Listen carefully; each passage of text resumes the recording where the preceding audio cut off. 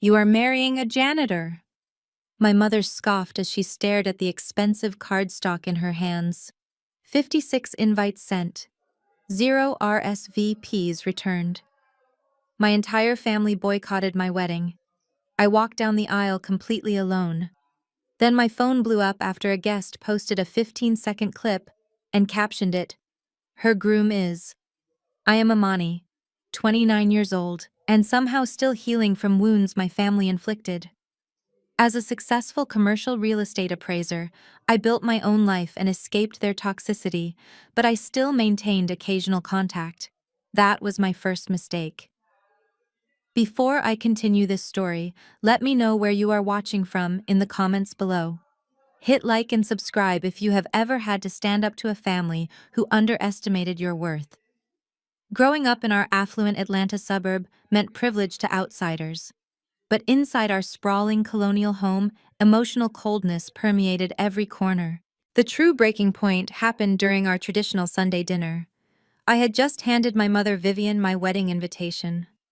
It was beautiful, letter-pressed with gold foil, something I had spent weeks designing. She did not even open it all the way. The sharp, violent sound of ripping paper echoed across the mahogany table. She tore the heavy cardstock in half right through my name and the name of my fiancé, Julian. Then she dropped the pieces onto her china plate right next to her untouched food. "Are you completely out of your mind?" My mother Vivian asked, her voice dangerously quiet. "You intend to humiliate this family by marrying a toilet scrubber." I sat frozen, staring at the torn pieces of my invitation. I had expected pushback, maybe some snide remarks, but not this level of blatant cruelty. The rest of the table fell silent. My sister Sierra, the golden child of the family, took a slow sip of her wine. A satisfied smirk played on her perfectly painted lips.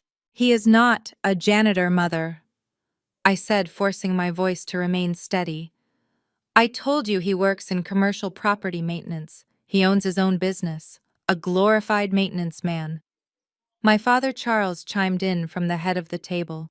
He wiped his mouth with a crisp linen napkin, looking at me with the same deep disappointment he had worn since I was 18 years old. The first time we met him, he showed up to our country club in paint-splattered coveralls. He smelled like industrial solvent Amani.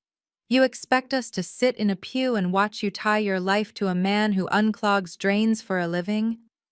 I clenched my hands under the table until my knuckles turned white. The incident my father was referring to happened several months ago. Julian had rushed straight from an emergency repair at one of the massive commercial buildings he managed, just to make it to my father's birthday lunch. He had apologized profusely for his work clothes, but my family had immediately written him off. In their world, a man wearing a blue-collar uniform was entirely invisible. They saw the paint, they saw the grease, and they stopped looking. They never bothered to ask what he actually owned. This disdain mirrored the day I rejected my law school acceptance. In my family, you were either a lawyer, a judge, or a failure. Generations of our family had built a wealthy legacy in the courtroom. When I chose to become a commercial real estate appraiser, inspecting dusty warehouses and analyzing property values, I became the black sheep overnight. Sierra had followed the script perfectly. She joined the right sorority, married a wealthy white finance executive named Preston, and secured her spot at the top of the family pedestal. I, on the other hand, was the constant embarrassment. I worked with my hands, I worked with dirt and concrete, and now I was marrying a man they believed did the exact same thing. You could have had anyone. Vivian continued, picking up her wine glass with a heavy sigh. "You are a beautiful girl, Amani. If you had just listened to us, you could be married to a partner at a law firm by now. Instead, you are bringing this disgrace into our circle. What will the people at the Oak Ridge Golf Club say about this? What will the board members think when they ask what my new son-in-law does for a living? Should I tell them he carries a mop and a bucket?" My chest tightened. The fact that she cared more about the gossip at her exclusive golf club than my happiness was a harsh reminder of who she truly was. They had always cared more about appearances than substance. You do not have to tell them anything. I replied, keeping my posture perfectly straight, despite the shaking in my hands. You just have to show up. It is my wedding. I am asking my family to be there to support me on the most important day of my life. Sierra let out a sharp, mocking laugh. Support you in ruining your life, no thanks. I am not sitting through some cheap backyard wedding just to watch you throw your potential away. Besides, my husband Preston is hosting some very important investors that weekend. We actually have a reputation to maintain in this city. The cruelty in her voice was casual and effortless. She did not even look at me as she dismissed me entirely. My mother nodded in agreement with Sierra, completely ignoring my presence. The rejection hung in the air, heavy and absolute. They were not just insulting Julian, they were punishing me for refusing to fit into their perfect, pristine mold. I looked around the table. Not one single person offered a word of defense. I slowly stood up and grabbed my purse. I looked down at the torn pieces of my wedding invitation. You will all deeply regret this. Before the weight of my words could even settle in the room, a slow, patronizing clap echoed from the other end of the dining table. It was Preston, my sister Sierra's husband. He leaned back in his custom-tailored chair, a smug grin plastered across his face. He reached into the inner pocket of his expensive Italian suit jacket and pulled out a sleek leather wallet. With a flick of his wrist, he tossed a small plastic card across the mahogany table. It slid over the polished wood and stopped right next to my torn invitation. It was a $50 Starbucks gift card. Consider this an early wedding present for you and your janitor, Preston said, his voice dripping with condescension. Since you two will probably be up early scrubbing toilets and mopping floors, you are going to need the caffeine. Maybe if he saves up his tips, he can buy you a nice mop bucket for your anniversary. Sierra giggled, covering her mouth with a manicured hand. My father, Charles, chuckled softly, nodding in approval at Preston's cruel joke. I did not blink. I just stared at the little green card on the table, feeling a strange sense of calm wash over me. Preston adjusted his silk tie and puffed out his chest, leaning forward as if he was about to deliver a profound sermon. You see, Amani, there are people in this world who actually build things, and people who clean up after them. Next weekend, while you are throwing your life away in some cheap backyard ceremony, I will be hosting the most important dinner of my entire career. I am securing a $50 million lifeline for my investment fund. My mother Vivian leaned forward, her eyes wide with admiration. Oh, Preston, tell her who it is. Tell her what real success looks like so she can finally understand the standard of this family. Preston smiled, looking at me as if I was a peasant standing before a king. I am meeting with Jay Vanguard. I am sure someone at your level has never heard the name, but in the world of high finance and commercial real estate, he is an absolute titan. He is a phantom billionaire. Nobody really knows what he looks like, but his holdings control half the commercial skyline on the East Coast. My firm has been courting his private trust for 6 months. When he signs that $50 million check on Saturday, it will secure my legacy and elevate this entire family to a tier you could never comprehend. I stared at Preston as a sudden wave of clarity hit me like a physical blow. It took every ounce of my willpower not to burst into laughter right then and there. My family was so blinded by their own elitism that they never bothered to learn the full name of the man I was marrying. To them, he was just Julian, the guy in the dirty coveralls. They had absolutely no idea that his full name was Julian Vanguard, the phantom billionaire, the titan of industry, the man Preston was currently begging for a lifeline. As a commercial real estate appraiser, I had access to industry whispers. I knew Preston's fund was bleeding money. He had made several reckless investments in overvalued tech startups, and his board of directors was breathing down his neck. He desperately needed Vanguard Holdings to bail him out. I suddenly remembered a conversation Julian and I had over breakfast a few weeks ago. He had laughed about a desperate mid-level investment firm that kept sending him extravagant gifts trying to buy a meeting. Julian had called the fund manager a pathetic fraud who inflated his property valuations. Julian was planning to reject the deal entirely, but he agreed to send a proxy to their wine tasting event just to formally decline the offer in person. Preston thought this dinner next Saturday was his saving grace. He had no idea he was preparing a feast for his own executioner. Sierra reached over and placed her hand on Preston's arm, looking at him with pure adoration. Preston has been working so hard for this, Amani. This is what a real provider looks like. He operates in rooms you and your little maintenance man could never even dream of entering. You should really take notes, but I suppose it is too late for you now. I looked at the Starbucks gift card sitting on the table. I did not pick it up. Instead, I met Preston's gaze. His pale blue eyes were filled with an unearned sense of superiority. He truly believed he was the smartest man in the room. He believed his white-collar prestige made him untouchable. "You are right, Preston," I said, my voice completely devoid of emotion. "There are people who build empires, and there are people who just pretend to. I hope your dinner with Mr. Vanguard goes exactly the way you deserve." Preston scoffed, picking up his wine glass, taking an arrogant sip. "Oh, it will. He is sending a senior representative to my wine tasting event on the very day of your wedding. It is a shame you will miss it, but I suppose you will be busy exchanging plastic rings in the dirt." I looked at my parents sitting there in their designer clothes. They were beaming at Preston, completely mesmerized by the illusion of his wealth. They had traded their own flesh and blood for the proximity to power. They were willing to boycott my wedding, the most sacred day of my life, just to play host to Preston's desperate networking event. They thought they were choosing the winning side. I slowly zipped up my purse, feeling the last remaining threads of attachment to these people snap. I looked at each of them one by one. My mother Vivian, with her harsh, judgmental eyes. My father Charles, with his quiet, cowardly complicity. My sister Sierra, drowning in her own vanity. And Preston, the arrogant fraud who thought he held the keys to the kingdom. The room grew unnervingly quiet as I prepared to leave. My tone was not angry. It was absolute.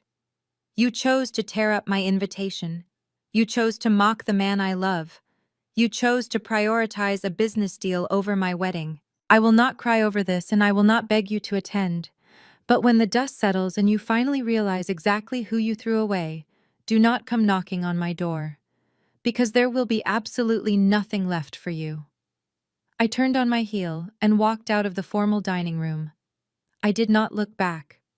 I could hear my mother scoffing behind me, muttering something about how dramatic I had always been. I heard Preston laugh again, a hollow, arrogant sound that echoed down the hallway. I walked out the heavy front doors of my childhood home and stepped into the cool night air. The heavy burden of seeking their approval, a weight I had carried for 29 years, suddenly lifted from my shoulders entirely. I walked to my car parked in the circular driveway. The gravel crunched under my heels. The cool night air felt refreshing against my heated skin. I unlocked my door and slid into the driver's seat. Before I could even start the engine, my phone screen lit up in the cup holder. It was a notification from the extended family group chat. The chat had 56 members, including every aunt, uncle, and cousin who had ever benefited from my father Charles and his deep pockets. I picked up the phone. There was a long paragraph sent by my father. He did not waste a single second after I walked out the door. The message was a masterclass in manipulation. He wrote that the family was honored to host an exclusive wine tasting event at the Oak Ridge Golf Club to secure a monumental partnership with Vanguard Holdings. He emphasized that this event was critical for the financial future and legacy of the entire family. Then came the ultimate betrayal. He wrote that while Amani is having a small informal ceremony on the same day, he and Vivian would be dedicating their time to Preston's event. He formally invited the entire extended family to join them at the country club instead of my wedding, promising them an evening of elite networking and open bar access that would benefit their own careers. He framed it as a choice between supporting the family's legacy or indulging my stubborn rebellion. He knew exactly what he was doing. My father controlled the trust funds. He paid for my cousin's college tuitions. He loaned money to my uncles for their failing businesses. He held the puppet strings of our entire bloodline, and he had just pulled them all at once to ensure I would be completely alone on my wedding day. I sat in the silence of my car and watched the screen. For a few agonizing minutes, there was no response. I held my breath foolishly, hoping that at least one person would stand up to him. Maybe my Aunt Clara, who used to bake me cookies when my mother ignored me. Or my cousin David, who I had tutored through high school math so he could graduate. Then the first message came through. It was from Uncle Lawrence. He wrote congratulations to Preston and said he would absolutely be at the golf club to support the family. 2 seconds later, the digital RSVP notification from my wedding website popped up at the top of my screen. Uncle Lawrence has declined your invitation. It was like a dam breaking. The group chat erupted with a flood of congratulatory messages for Preston and my parents. They shamelessly fawned over the mention of Vanguard Holdings. Every single one of them wanted a piece of the billionaire pie. They wanted to rub shoulders with the senior representative Preston had promised. They saw an opportunity to elevate their own status, and they trampled right over my wedding to get to it. My phone vibrated violently as the wedding website notifications poured in. Aunt Clara has declined your invitation. Cousin David has declined your invitation. Aunt Beatrice declined. Uncle Robert declined. It was a relentless digital firing squad. Every buzz of the phone was another family member choosing my father's money over my milestone. I scrolled through the messages, reading their pathetic excuses. Some claimed they had sudden scheduling conflicts. Others did not even bother to lie, simply stating they would see everyone at Oak Ridge. Not a single person reached out to me privately to apologize. Not one person questioned why my own parents were boycotting their daughter's wedding. They just fell in line exactly as my father commanded. The cruelty was so complete and systematic that it felt surreal. I sat there and watched the RSVP count on my wedding dashboard drop in real time. 40 attending, 30 attending, 15 attending. The numbers plummeted faster than I could process. These were people I had known my entire life. People who had smiled in my face and hugged me at Thanksgiving.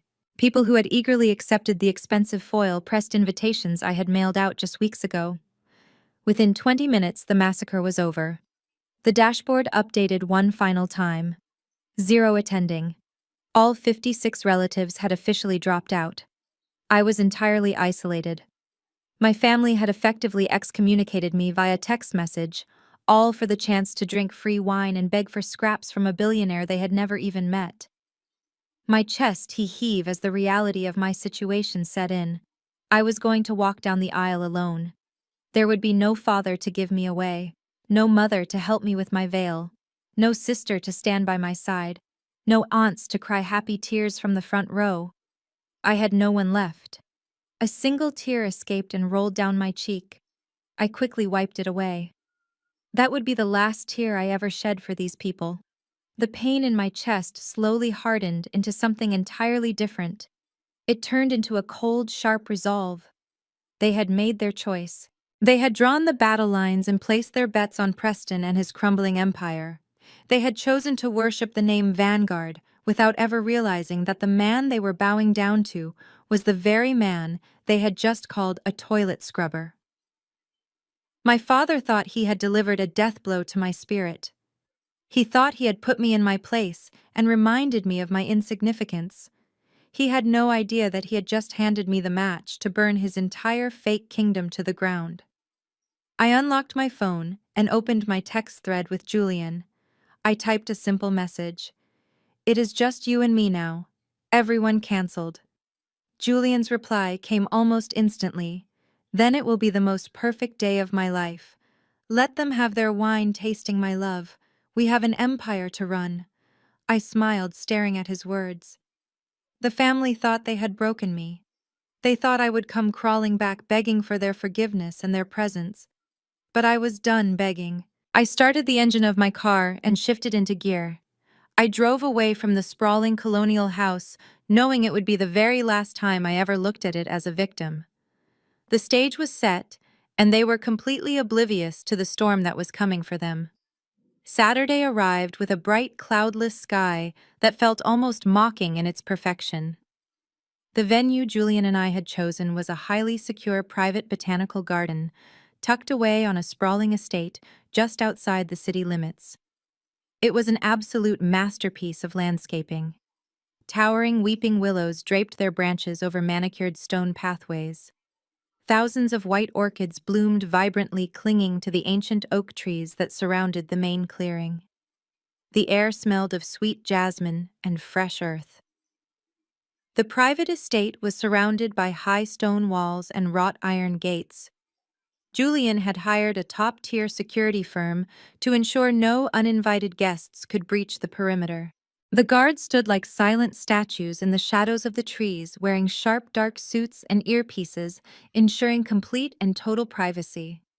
It was a fairy tale setting completely isolated from the noise of the outside world.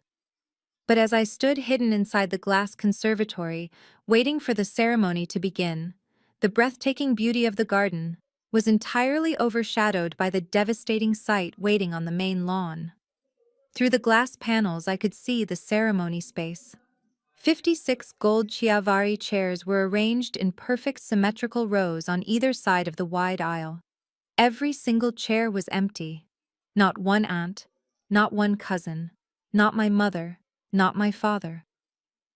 The gentle afternoon breeze rustled the sheer white fabric draped over the backs of the chairs, making them look like rows of silent ghosts.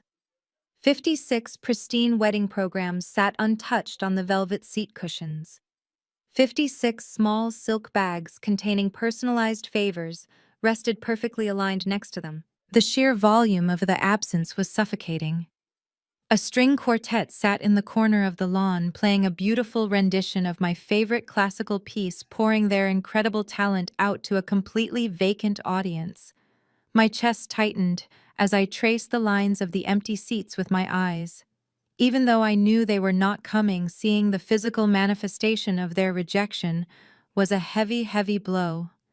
The silence was deafening. I looked at the very front row where the mother of the bride and the father of the bride were supposed to sit. Small reserve signs rested elegantly on the cushions. Those small pieces of paper felt like daggers to my heart. They had actually done it. They had coordinated a mass boycott of my wedding, leaving me standing in a multi-million-dollar garden with absolutely no family to witness the most important promise of my life. I turned away from the glass panels and looked at my reflection in the full-length antique mirror resting against the conservatory wall. My custom silk gown fit perfectly, hugging my frame before cascading into a long, elegant train. As I stared at my own face, a sharp, bitter memory flashed through my mind. I was 22 years old, standing on the sunlit lawn of my university, holding my college diploma in my hands. I had just graduated magna cum laude with a degree in real estate finance. I was looking around desperately through the massive crowd of cheering families trying to find my parents. I finally spotted them walking briskly toward the parking lot away from the ceremony. I ran across the grass in my heavy cap and gown, calling out to them. When I finally caught up, breathless and smiling, my mother did not even look at my diploma. She was busy rubbing Sierra's back. Sierra had a minor headache from a sorority party she attended the night before, and she was complaining loudly that the sun was too bright. My father opened the door of his luxury sedan and told me they had to leave immediately so Sierra could rest in the air conditioning. He handed me a crumpled $20 bill, told me to catch a cab back to my apartment, and drove away. He left me standing completely alone on the grass, clutching my degree, while all the other families took photos and celebrated around me. They had always walked away from me. They had always chosen Sierra. They had always made it abundantly clear that my milestones did not matter if they slightly inconvenienced the golden child. I took a deep, steadying breath and smoothed the intricate beading on the front of my gown. That scared 22-year-old girl standing on the campus lawn was gone. I was 29 now, and I was no longer waiting for a cab that my father threw $20 at. I was about to walk down an aisle built by a man who saw my infinite worth when my own bloodline treated me like a burden. The wedding planner, a kind woman named Claire, stepped into the conservatory. She had tears pooling in her eyes, having realized an hour ago that nobody was showing up from my side of the guest list. She gently touched my arm and asked in a soft whisper if I wanted to delay the start time for a few more minutes, just in case someone was running late. I shook my head. I told her to cue the music. I did not want to wait another second for people who were never going to arrive. I reached up and pulled my sheer veil over my face. I grabbed my large bouquet of white calla lilies, holding them firmly with both hands to stop my fingers from trembling. The heavy glass doors of the conservatory opened. The warm afternoon breeze caught the edge of my veil, lifting it slightly. The string quartet smoothly transitioned into the processional march. I stepped out onto the stone pathway. The bright sunlight caught the pearls on my bodice, making them shimmer. I did not look down. I did not let my shoulders slump. I locked my knees and forced myself to take the first step and then the next. I walked past the first row of empty chairs. My heels clicked rhythmically against the stone, echoing loudly in the quiet garden. With every step I took past an empty row, a different piece of my toxic past fell away. I walked past the third row, the fourth row, the fifth row. I let my eyes sweep over the barren landscape of my familial ties. I walked past the chairs meant for my aunts who had always judged my weight. I walked past the chairs meant for my uncles who had laughed at my career choice. I walked past the front row, meant for the parents who had never truly loved me. I was completely alone, but for the first time in my entire life, I did not feel lonely. I felt an overwhelming sense of ultimate liberation. The ghost sitting in those empty gold chairs could no longer hurt me. I was walking through the graveyard of my family expectations, and I was coming out alive and victorious on the other side. I lifted my chin higher. I refused to let the empty seats define this beautiful moment. This was not a funeral for my family. This was the birth of my own empire. As I neared the end of the stone pathway, the massive floral arch came into full view. I kept my eyes fixed straight ahead, entirely focused on the future waiting for me. I reached the end of the stone pathway and stepped onto the raised marble platform beneath the floral arch. Julian was waiting for me. He took my hands in his, and the warmth of his touch instantly melted away the last lingering chill of my family's absence. He did not look like the maintenance man my parents had so viciously mocked. He was wearing a midnight blue bespoke tuxedo that fit his broad shoulders flawlessly. His posture was commanding yet completely at ease. He looked at me with an intensity that made the entire world fade away. There was no pity in his eyes as he glanced at the 56 empty chairs behind me. There was only deep burning admiration for the woman who had the strength to walk past them. I turned my attention to the small group of people standing on Julian's side of the altar. Because my family had entirely boycotted the wedding, Julian had asked his closest confidants to stand as our witnesses. I had met them briefly during our engagement, but seeing them standing here in the flesh suddenly added a staggering layer of reality to the life I was about to enter. The man holding the leather-bound vow book preparing to officiate our ceremony was not a local pastor. It was the mayor of Atlanta. He offered me a warm, respectful nod. Next to him stood two men serving as Julian's groomsmen. One was the founder of a global tech conglomerate whose software powered half the financial institutions in the country. The other was the managing director of an international hedge fund that routinely moved billions of dollars across overseas markets. These were men who graced the covers of elite financial magazines. These were the titans of industry that my brother-in-law Preston spent his entire life desperately trying to emulate. Yet here they were, standing quietly in a private garden, deferring completely to Julian. The way they looked at my soon-to-be husband spoke volumes. There was no casual arrogance. There was absolute reverence. They knew exactly who Julian Vanguard was. They knew the empire he had built from the ground up, and they respected him not just as a billionaire, but as a visionary who commanded loyalty without ever having to demand it. The mayor stepped forward and began the ceremony. His voice was rich and grounding, echoing softly through the quiet garden. He spoke about the rare kind of partnership that is built on mutual respect rather than convenience. He spoke about the courage it takes to choose love over societal expectations. I listened to his words feeling a profound sense of validation.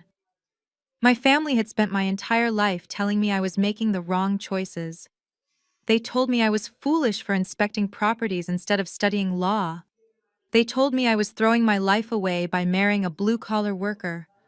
But standing here surrounded by the most powerful men in the city, I realized my instincts had always been flawless. I had recognized Julian's brilliance when he was covered in paint and drywall dust. I saw his soul before I ever saw his bank account. Julian squeezed my hands, drawing my attention back to his face. It was time for our vows. We had chosen to write our own. He did not pull out a piece of paper. He just looked directly into my eyes. His voice was steady and deep, carrying a promise that I knew would outlast time itself. He told me that he had spent his life building foundations for skyscrapers, but none of it mattered until he found the woman who could be the foundation of his life. He looked at the empty lawn behind me and then looked back at me.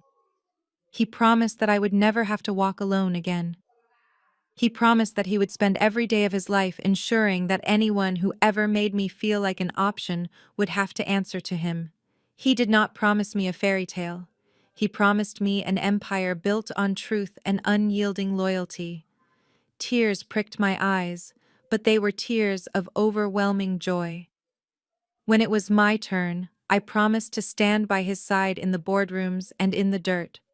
I promised to honor the man he was and the man he was becoming. I promised to protect our peace against anyone who tried to disrupt it, regardless of their bloodline. The mayor smiled warmly as we exchanged rings. They were not the cheap plastic rings Preston had joked about. Julian's ring to me was a flawless custom-cut diamond surrounded by rare sapphires. My ring to him was a solid band of platinum forged to withstand anything. The mayor pronounced us husband and wife. Julian pulled me in and kissed me. The small group of billionaires erupted into genuine applause, their cheers filling the quiet garden. As we turned to walk back down the aisle together, the string quartet began to play an upbeat, triumphant melody. Julian wrapped his arm tightly around my waist, pulling me close. We walked past the rows of empty gold chairs, but this time I did not even glance at them. The void my family left behind was no longer a wound. It was simply empty space that had already been filled by a man who possessed more integrity and power in his little finger than my entire bloodline combined. We reached the end of the aisle and walked toward the private reception tent set up near the edge of the estate. The tech billionaire who had stood as Julian's best man clapped him on the shoulder, handing him a glass of vintage champagne. He raised his own glass toward me, welcoming me into the family. He then pulled out his phone with a wide grin, capturing a short video of Julian and me toasting with our champagne. He tapped his screen a few times, posting the short clip to his private professional network before sliding the phone back into his tailored pocket. Inside the luxurious tent, the lighting was soft and warm. Crystal chandeliers hung from the draped ceiling, illuminating long tables adorned with white orchids and burning candles. The catering staff moved silently, offering exquisite appetizers. It was an intimate gathering, but the concentration of wealth and influence in that single tent was staggering. I took a sip of my champagne, feeling the cool liquid soothe my throat. I looked at my new husband, laughing easily with the mayor. The storm my family had tried to drown me in had completely passed, but little did I know miles away in a stuffy country club ballroom, another storm was just beginning to brew, and it was heading straight for Preston and my parents. 30 miles away, the atmosphere inside the grand ballroom of the Oak Ridge Golf Club was entirely different. The room was draped in heavy velvet and gold accents, a desperate attempt to project an image of untouchable wealth. A string quartet played in the corner, but their music was drowned out by the loud, forced laughter of the city's elite. Preston stood near the mahogany bar, his face flushed, and a thin layer of sweat glistening on his forehead. He adjusted his collar, feeling the sudden suffocating heat of the room, despite the blasting air conditioning. He held a glass of expensive Pinot Noir in his hand, swirling it nervously as he nodded along to a dull story being told by an older investor. Preston was dying inside. The event had been going on for over an hour, and the senior representative from Vanguard Holdings had not arrived. Preston excused himself from the circle of investors, forcing a confident smile that did not reach his eyes. He walked briskly out of the ballroom and down the carpeted hallway toward the restrooms, checking over his shoulder to make sure no one was watching him. He pulled his phone from his pocket. His hands were shaking slightly. He dialed the direct office line for Julian Vanguard's executive assistant for the 5th time that afternoon. The line rang twice before an automated corporate voice system picked up. He pressed 0 desperately, trying to reach a human being. Finally, a polite but firm voice answered. Preston immediately launched into his pitch, his voice an octave higher than usual. He demanded to know the estimated arrival time of the Vanguard proxy, claiming that the other investors were waiting for the keynote address. The assistant on the other end of the line was completely unbothered by his panic. She calmly informed him that Vanguard Holdings had no record of a representative being dispatched to the Oak Ridge Golf Club that evening. Preston felt the blood drain from his face. He leaned against the cool, patterned wallpaper of the hallway, gasping for air. He told the assistant there had to be a mistake. He cited the emails he had sent, the extravagant gifts he had delivered to their corporate headquarters. The assistant simply repeated her statement and politely disconnected the call, leaving Preston listening to the dial tone. His entire hedge fund was sitting on the edge of a cliff. He had spent the last 2 years inflating the value of his commercial real estate portfolio by over 40%. He used those fake numbers to secure massive loans, and if Vanguard did not buy out his toxic assets, the federal auditors would eventually notice the glaring holes in his ledger. He was not just facing bankruptcy, he was facing federal prison. And Vanguard was his only parachute. If the other investors in the ballroom figured out he was bluffing about the $50 million partnership, they would pull their remaining capital by Monday morning. He would be ruined. Preston wiped his forehead with a monogrammed handkerchief and shoved his phone back into his pocket. He took a deep breath, pasting the arrogant smirk back onto his face before pushing the heavy oak doors open to re-enter the ballroom. He needed to buy more time. Across the room, my family was completely oblivious to his impending downfall. They were standing near an elaborate ice sculpture, holding crystal glasses and basking in the artificial glow of their own perceived superiority. My mother, Vivian, wore a heavily beaded silver gown that caught the light every time she moved. She took a delicate sip of her wine and smiled at a passing country club board member. "Can you believe the weather today?" Vivian asked, her voice loud enough for the neighboring tables to hear. "It is absolutely dreadful to think of anyone having an outdoor event right now. The humidity alone would ruin a good dress.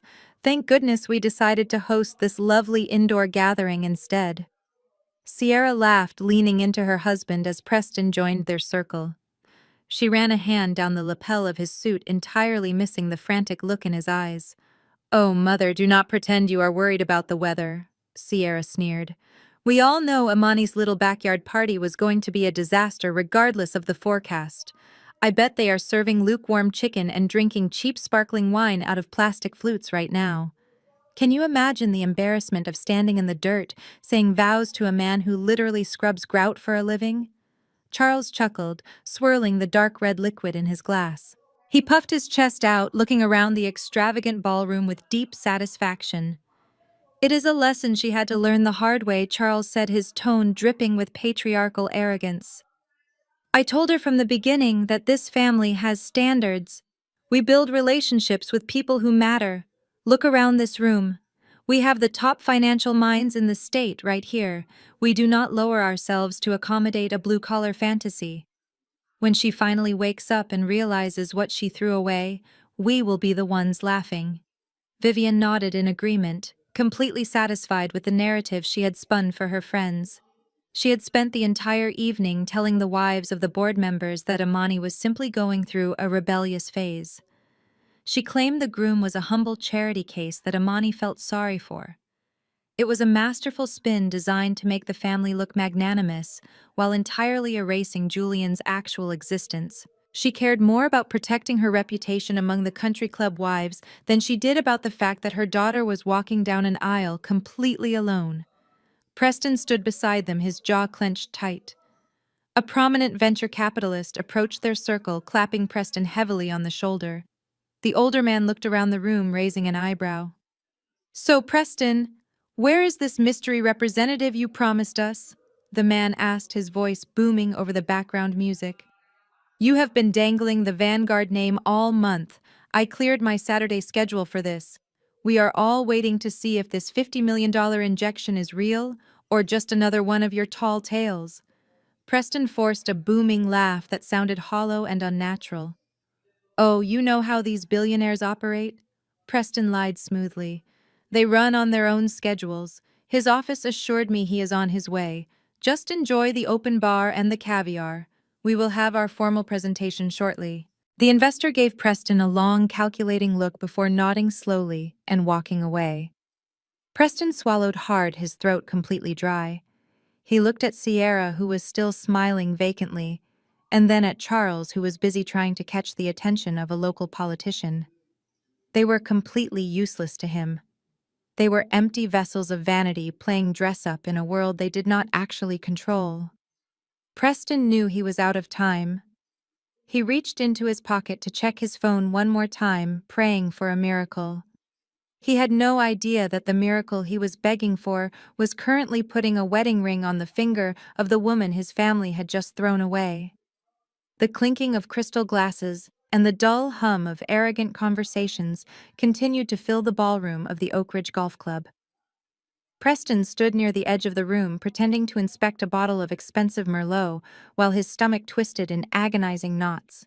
He watched Charles and Vivian laughing loudly with the wives of the board members continuing their pathetic charade.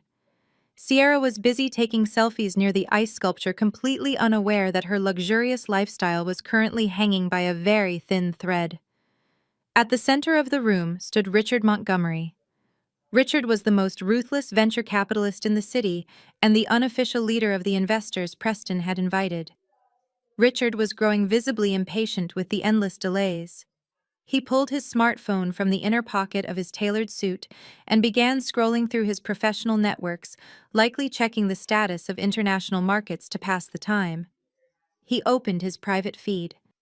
Suddenly, the low murmur of the room was interrupted by a sharp intake of breath. Richard let out a loud gasp that cut through the background music like a knife.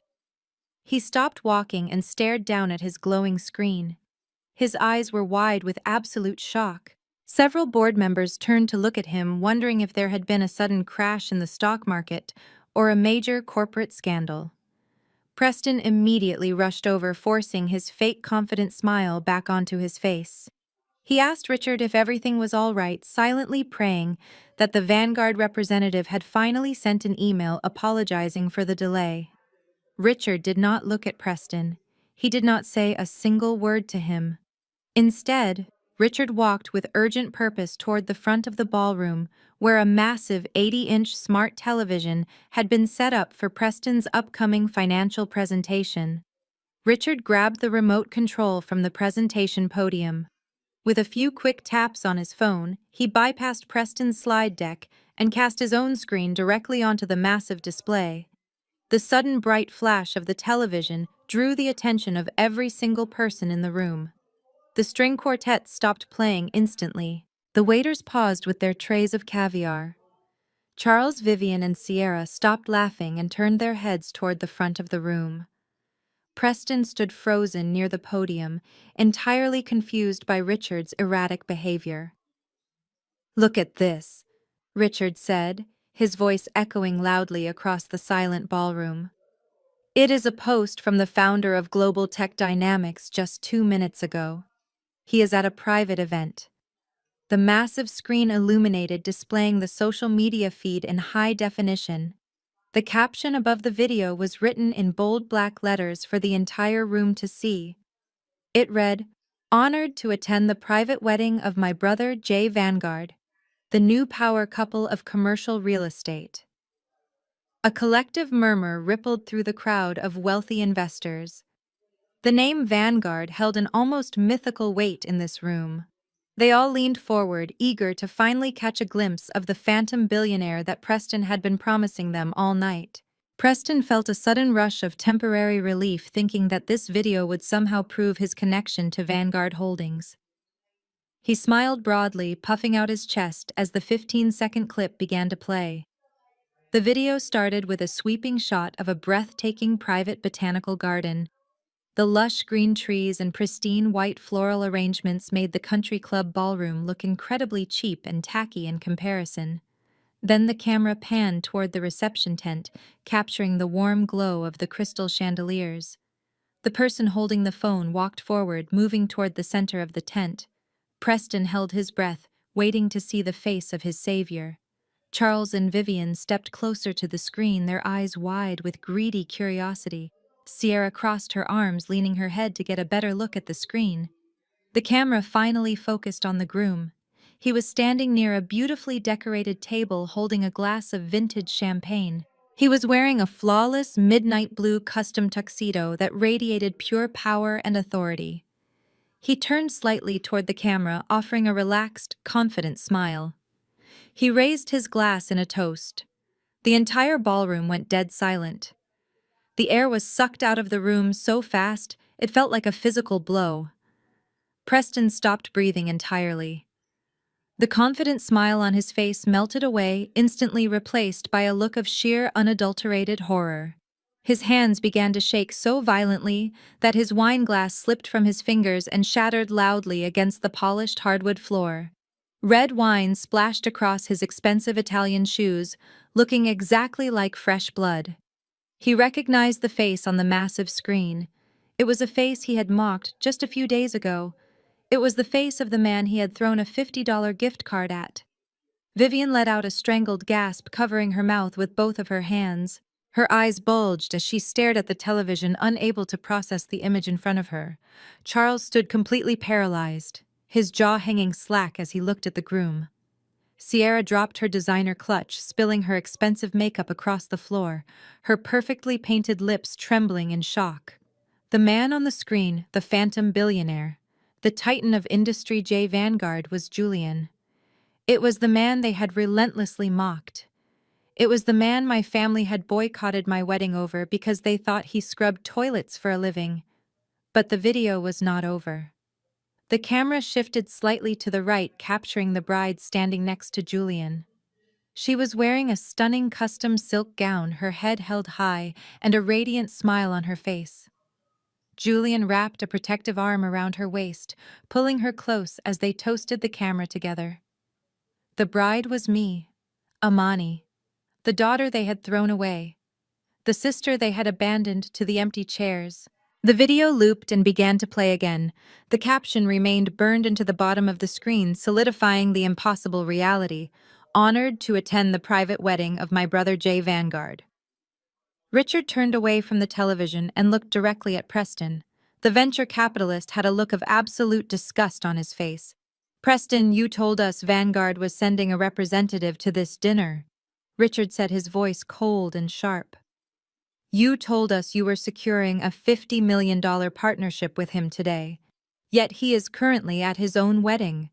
A wedding you are entirely absent from. Richard looked back at the screen, studying the bride.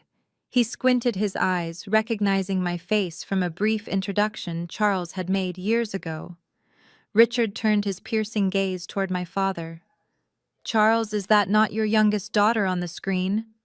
Richard asked the entire room, hanging on his every word. Did you just host a networking event to try and solicit money from your own son-in-law while simultaneously boycotting his wedding? Charles tried to speak, but only a pathetic wheezing sound escaped his throat. He looked like a man who had just been convicted of a massive crime. Vivian swayed on her feet, looking like she was about to faint right there on the carpet. Sierra grabbed her husband's arm, digging her nails into his expensive suit jacket, but Preston did not even notice her. Preston was simply staring at the 15-second clip of Julian Vanguard, the janitor who was currently holding the absolute power to destroy his entire life. The silence in the room stretched into an unbearable eternity. Preston could not tear his eyes away from the glowing television screen. His chest heaved violently as he struggled to pull air into his lungs. The realization hit him with the destructive force of a freight train completely obliterating the arrogant foundation he had built his entire identity upon. The man in the midnight blue tuxedo, raising a glass of vintage champagne, was not a maintenance worker. He was the owner of the buildings. He was the architect of the empire. He was Jay Vanguard. Preston felt a cold sweat break out across the back of his neck. His vision blurred at the edges as full-blown panic set in. Every single interaction he had ever had with Julian began flashing through his mind, playing back like a horrific highlight reel of his own impending doom. He remembered the first time they met laughing at Julian's work boots. He remembered standing in the dining room just a few days ago tossing a $50 Starbucks gift card across the mahogany table. He remembered looking Julian in the eye and telling him to save up his tips for a nice mop bucket. A wave of intense nausea washed over Preston. He stumbled backward, his expensive Italian shoes slipping slightly on the puddle of red wine he had just dropped. He had spent the last 6 months aggressively courting Vanguard Holdings. He had sent perfectly tailored emails, shipped crates of imported scotch to the corporate office, and begged for a 5-minute phone call. And all the while, the man he was begging for salvation was sitting at his father-in-law's dining table eating Sunday dinner, while Preston relentlessly mocked him. Richard Montgomery took a step closer to Preston, his expression hardening into a mask of pure disgust. The venture capitalist did not become a billionaire by ignoring red flags, and Preston was currently bleeding red flags all over the country club floor. "You lied to us," Richard said, his voice low and dangerous. "You stood here all night pouring our wine and shaking our hands, promising us that Vanguard was reviewing your portfolio. You claimed you were on the verge of closing a $50 million capital injection with a man who your own family just boycotted. If you do not even know what Jay Vanguard looks like, then your entire pitch is a complete fabrication." Preston opened his mouth to speak, but his throat was painfully dry. He raised his shaking hands, palms facing outward in a pathetic gesture of surrender. "Richard, listen to me," Preston stammered, his voice cracking under the intense pressure. "It is a misunderstanding. The family dynamics are complicated, but the deal, the numbers, they are all real. I just need to speak with him. I can fix this." "You cannot fix anything," Richard snapped, cutting him off entirely. The other investors in the room began murmuring among themselves, pulling out their phones to text their financial advisors. The illusion of Preston's success was evaporating in real time. "If Vanguard is not backing your fund, then your property valuations are completely baseless," Richard continued, ruthlessly dissecting Preston's fraud in front of everyone. "I am pulling my capital first thing Monday morning, and I will make sure every single person in this room does the exact same thing." "No, please, Richard, you cannot do that," Preston begged, his voice rising to a frantic pitch. "If you pull out, the fund will collapse. The SEC will start asking questions. I will lose everything. You should have thought about that before you tried to con a room full of veterans," Richard replied coldly. He turned his back on Preston, adjusting his suit jacket. "We are done here." Richard signaled to his wife, and the two of them walked straight toward the heavy oak doors of the ballroom. Seeing the most powerful man in the room leave was the final nail in the coffin. The rest of the investors immediately followed suit. They set their crystal wine glasses down on the tables, abandoning the expensive caviar and the open bar. They walked past Preston, refusing to even look at him. The mass exodus was swift and brutal. Sierra finally snapped out of her paralyzed state. She lunged forward, grabbing Preston's arm, her perfectly manicured nails digging into his expensive jacket. "Preston? What is going on?" she shrieked, her voice echoing loudly in the rapidly emptying room. "What does Richard mean the fund will collapse? Tell them to stay. Do something." Preston violently yanked his arm away from her grasp. "Shut up, Sierra," he hissed, his face pale and slick with sweat. "Just shut up for 1 second. I cannot think." Charles marched over, his face flushed with a mixture of anger and profound embarrassment. The country club board members and their wives were whispering excitedly among themselves, relishing the spectacular downfall of the family that always acted so superior. Charles grabbed Preston's shoulder, his grip tight and unforgiving. "You told me this event was a guaranteed success," Charles demanded, his voice trembling.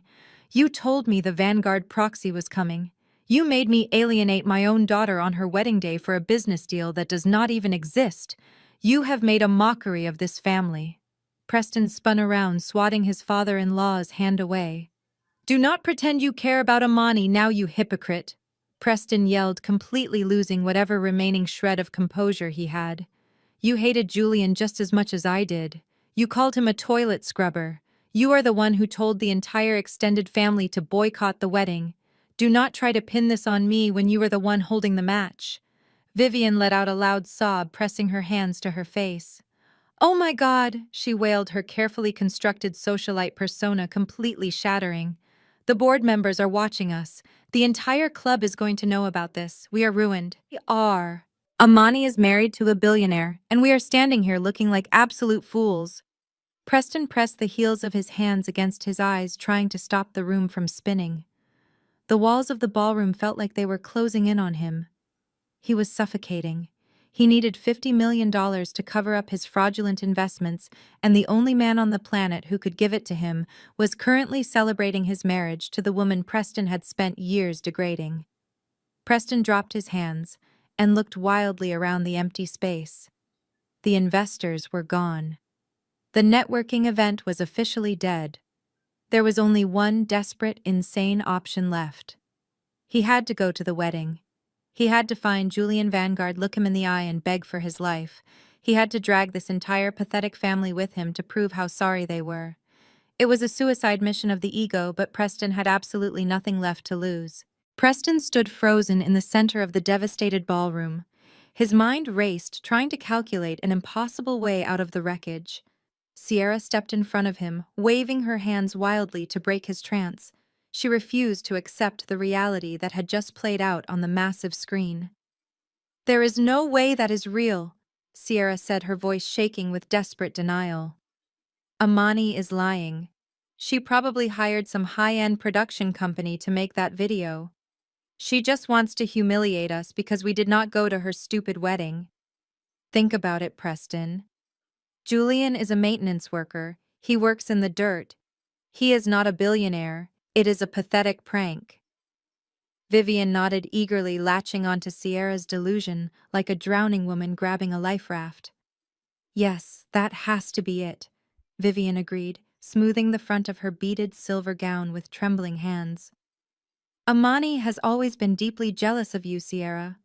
She knew how important this networking event was for Preston and our family. She fabricated that entire video just to scare off your investors and ruin our reputation. I am going to call her right now and put an end to this childish nonsense. We will threaten her with a defamation lawsuit if she does not take that post down immediately." Vivian dug into her expensive designer clutch and pulled out her phone. Her fingers slipped twice against the glass screen because she was sweating so profusely.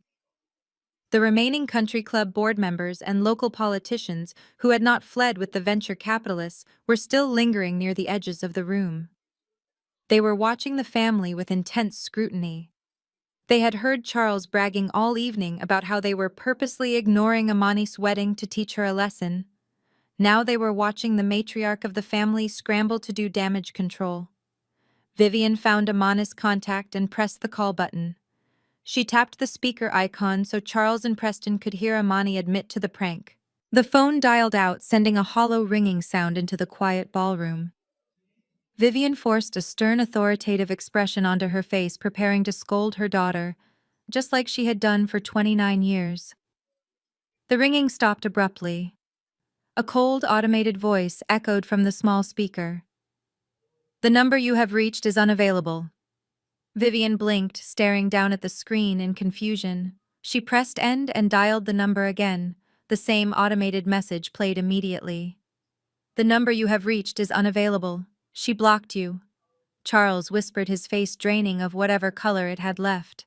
He realized the terrifying finality of that automated voice. My father was a man who believed money and status could fix any mistake, but you cannot buy access to someone who has completely severed the connection. She actually blocked your number, Vivian. Let me try, Sierra snapped, pulling out her own phone. She quickly found Amani's name and dialed. The automated voice played again. Sierra let out a frustrated shriek and tried texting her. The message immediately bounced back with a red error icon. She blocked me too. Sierra cried out, her voice cracking with genuine panic. Why would she block us if it was just a prank? Preston, you have to call her. She does not have your number blocked. Preston looked at his wife with eyes completely devoid of hope. He slowly pulled his phone from his pocket and opened his messages. He did not need to call to know the truth. He opened the social media app and refreshed the feed. The video was still there. It already had thousands of likes and comments from the most powerful executives on the East Coast. Every single comment congratulated Jay Vanguard on his marriage. Prominent senators, tech founders, and real estate magnates were all publicly validating the identity of the man in the midnight blue tuxedo. It was not a prank. It was the absolute, undeniable truth. He is real, Preston said, his voice barely above a hollow whisper. It is him, Sierra. The man I threw a gift card at is Jay Vanguard. The man you called a toilet scrubber owns the building my firm operates in. He owns the banks that hold our mortgages. He owns everything. The words hung in the air, heavy and suffocating. The wealthy wives of the country club board members who had been standing nearby heard every single word. The pieces finally snapped together in their minds. Mrs. Kensington, a prominent socialite who Vivian had spent the entire evening trying to impress, stepped forward. Her expression was a mixture of absolute shock and profound disgust. "You boycotted his wedding," Mrs. Kensington asked, her voice cutting through the silence. "Vivian, you spent the last 3 hours telling us your daughter was marrying a dangerous charity case. You told us you were protecting your family legacy by refusing to attend. But the truth is, you were just too blind to see who he really was. You abandoned your own daughter on her wedding day because he wore work clothes." Vivian stammered, taking a step toward Mrs. Kensington with her hands raised in a pleading gesture. "No, Eleanor, you do not understand," Vivian begged, dropping the facade entirely. "We did not know. He tricked us. He never told us his real name. We thought he was just a common laborer." "That makes it infinitely worse," Mrs. Kensington replied coldly, taking a step back as if Vivian's presence was contagious. "You judged a man by his coveralls and threw your own child away for a networking event. It is the most repulsive display of greed I have ever witnessed, and it backfired on you spectacularly. Your family is a total disgrace." Mrs. Kensington turned to her husband and signaled for them to leave. The other board members and local politicians did not need any further prompting. They set their drinks down and headed for the heavy oak doors. They wanted absolutely nothing to do with a family that had just publicly humiliated the most powerful real estate tycoon in the city. To associate with Charles and Preston now would be professional suicide. Vivian watched them walk away, her chest heaving as the social standing she worshipped crumbled to dust. She let out a loud, dramatic wail and collapsed into a nearby chair, sobbing uncontrollably into her hands. Charles stood frozen, staring at the empty doorway, realizing his country club membership and his pristine reputation were gone forever. Preston could not care less about their social standing. He only cared about the federal auditors waiting for him on Monday morning. He grabbed Sierra by the arm and yanked her toward him. "We are leaving right now," Preston ordered, his eyes wild with desperation. "We are going to that botanical garden." Sierra looked at him like he was insane. "Preston? We cannot go there," she cried, struggling against his grip. "We canceled our RSVPs." We laughed in her face. "The security will not even let us in. I do not care if I have to climb the stone walls," Preston roared, his voice shaking the crystal glasses left on the tables. "My fund is dead. I am going to prison if Vanguard does not sign that paperwork. We are going to drive to that wedding. We are going to find Amani, and we are going to beg on our hands and knees until she forgives us. Tell your parents to get in the car right now, or I swear to God I will leave you all behind to rot." Preston released her arm and stormed out of the empty ballroom. Sierra wiped her ruined makeup and rushed to pull her sobbing mother out of the chair. The delusion was officially over. The nightmare had begun. As Sierra and Preston disappeared down the carpeted hallway, Charles stood completely frozen. He looked at the shattered glass and the spilled wine staining the expensive floorboards. Vivian was still slumped in the chair, crying into her hands. Before Charles could even process the magnitude of their public humiliation, a sharp, buzzing sound broke the heavy silence. It was his cell phone vibrating violently in the breast pocket of his suit. Charles slowly reached into his pocket. His hands were numb. He pulled out the phone and looked at the glowing screen. It was his older brother, Lawrence. Lawrence was the very first person who had agreed to boycott the wedding in the family group chat just a few days ago. Charles swiped the screen to answer, expecting his brother to offer some sort of comfort or advice. He brought the phone to his ear. "Have you lost your absolute mind, Charles?" Lawrence screamed through the speaker. His voice was so loud and filled with such raw fury that Charles actually had to pull the phone away from his ear. Vivian stopped crying for a moment, looking up with red, puffy eyes. "Lawrence, please calm down." Charles started trying to use his usual authoritative tone. "We are dealing with a crisis right now." "You are dealing with a crisis," Lawrence roared, cutting him off completely. "Do you have any idea what you just did to this family? My logistics company has been struggling for 2 years. I have been trying to get a meeting with Vanguard Holdings since January to secure a shipping contract that would save my business. And you knew this, Charles. You knew how desperate I was." "I did not know it was him," Charles stammered, his voice weak and defensive. "He told us his name was Julian. He was wearing work boots, Lawrence. How was I supposed to know?" "Because he is your son-in-law, you arrogant fool," Lawrence yelled. "You were so busy judging him for wearing coveralls that you did not even bother to learn his last name. You manipulated the entire family into boycotting the wedding of the most powerful real estate mogul on the East Coast. Do you realize who was at that wedding? The mayor was there. The founder of Global Tech Dynamics was his best man. If I had been sitting in one of those chairs, I could have networked with people who could change my life in a single evening. Instead, I am sitting in my living room because you told me to support Preston's pathetic fraud of a hedge fund." Charles swallowed hard, feeling a massive knot form in his stomach. "Lawrence, you are my brother. You need to stand by me," Charles pleaded. "I do not need to do anything for you ever again," Lawrence spat back. "Amani blocked my number. She blocked all of us. Because of your pathetic obsession with country club status, you made the entire bloodline look like gold-digging hypocrites to a billionaire. Do not ever call me again." The line went dead. Charles stared at the screen in pure shock. Before he could even put the phone down, it started ringing again. This time it was his sister Beatrice. He did not answer. He let it ring, but the phone just kept vibrating. Then came a call from his nephew David, then cousin Sarah. The notifications began pouring in like a relentless digital avalanche. The extended family group chat, the exact same chat Charles had used to orchestrate the mass betrayal, was now exploding with unbridled rage. Charles opened the text thread. His eyes darted back and forth as he read the messages pouring in by the second. They were vicious. Cousin David wrote that he had just lost his job and a single conversation with Julian Vanguard could have secured him a high-level position at Vanguard Holdings. Uncle Robert typed out a furious message calling Charles a short-sighted fool who had doomed the entire family name in the elite business circles of Atlanta. Aunt Sarah demanded that Charles personally reimburse her for the expensive gown she had purchased for the wine tasting, since the entire evening was a fraud.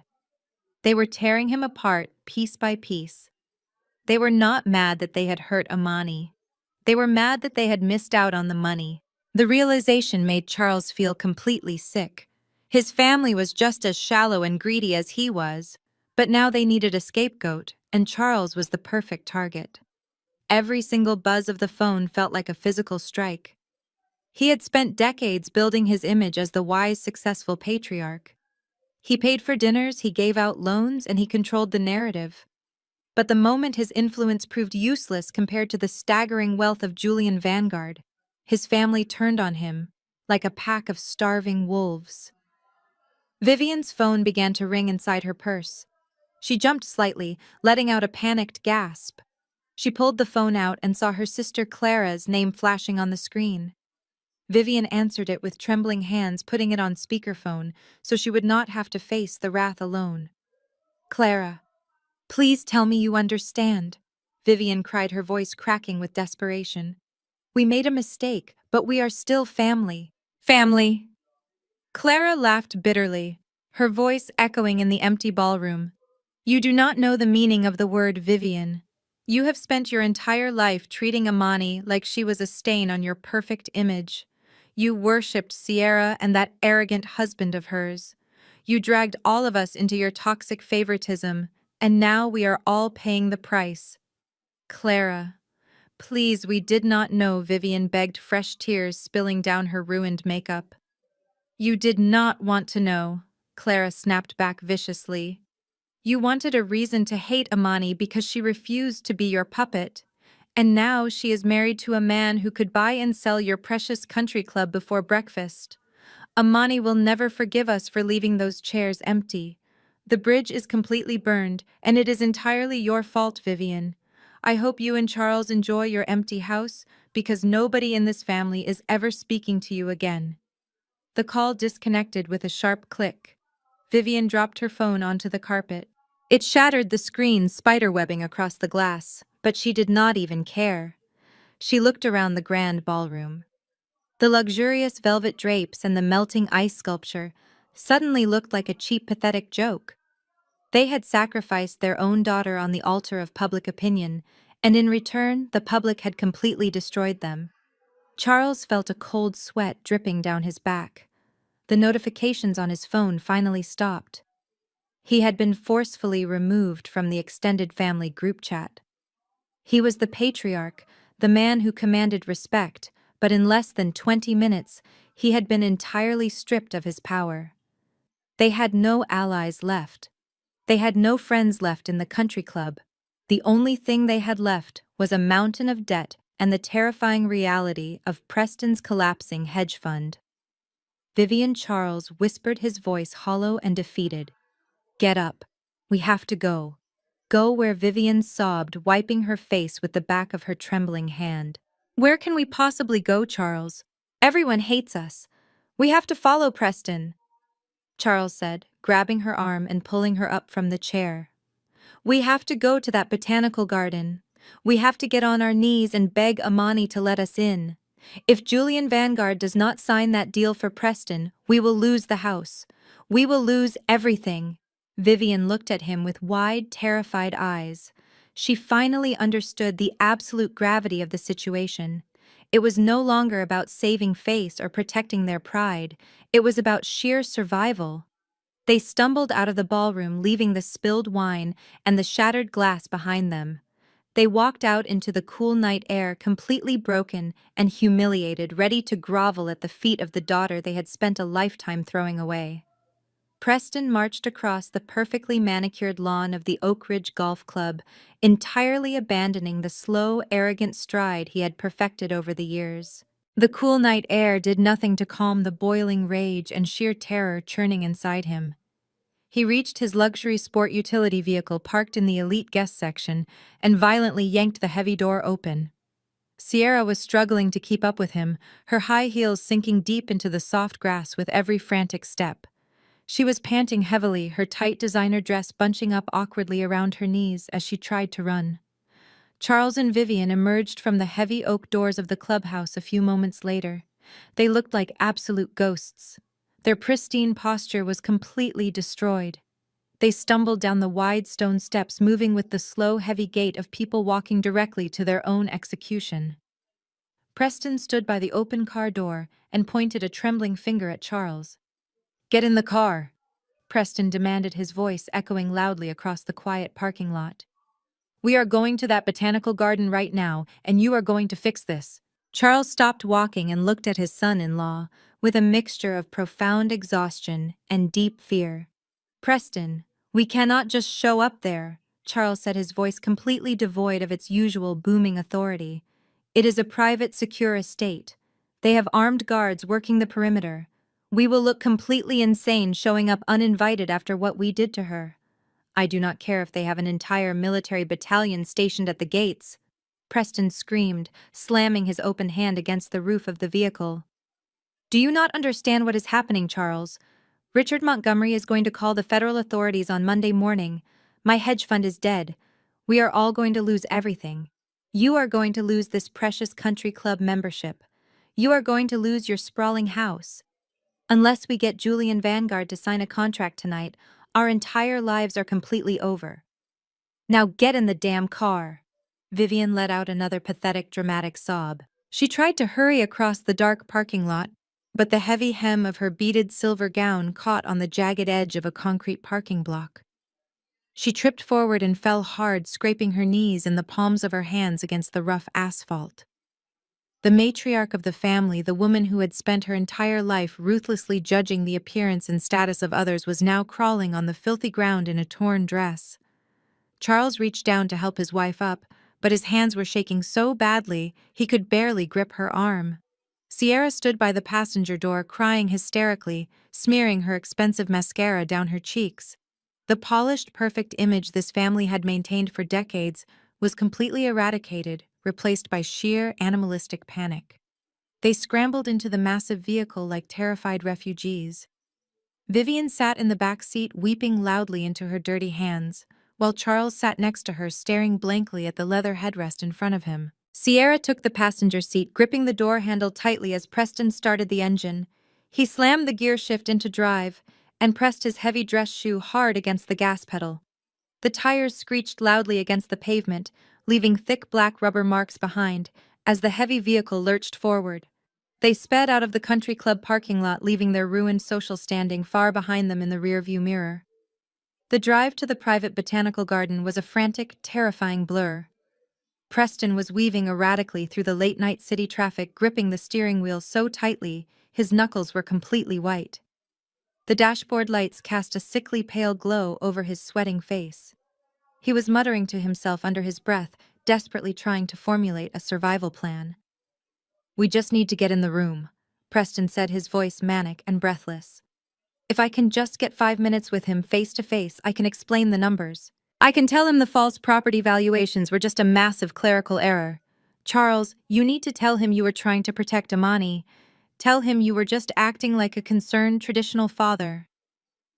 Charles looked out the dark window, watching the streetlights blur together. He will not believe that Charles whispered, sounding like a broken man. "He is a billionaire, Preston.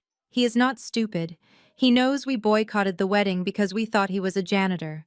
We threw a $50 gift card at his face in my dining room. He is going to utterly destroy us. You will make him believe it." Preston snapped violently, swerving around a slow-moving sedan and running a solid red light. "You will fall on your knees and beg if you have to. Vivian, you will cry and tell Amani how much you missed her today.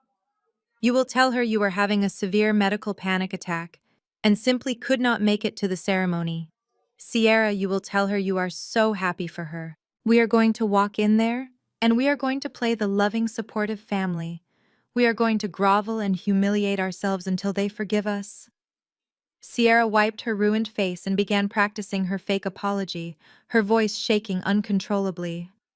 "I will tell her I was just jealous," Sierra muttered, her eyes darting back and forth in the dark cabin. "I will say I was intimidated by how much Julian loved her. She will believe that. She always wanted me to validate her. If I give her the sisterly bond she has been begging for all her life, she will force Julian to sign the investment deal."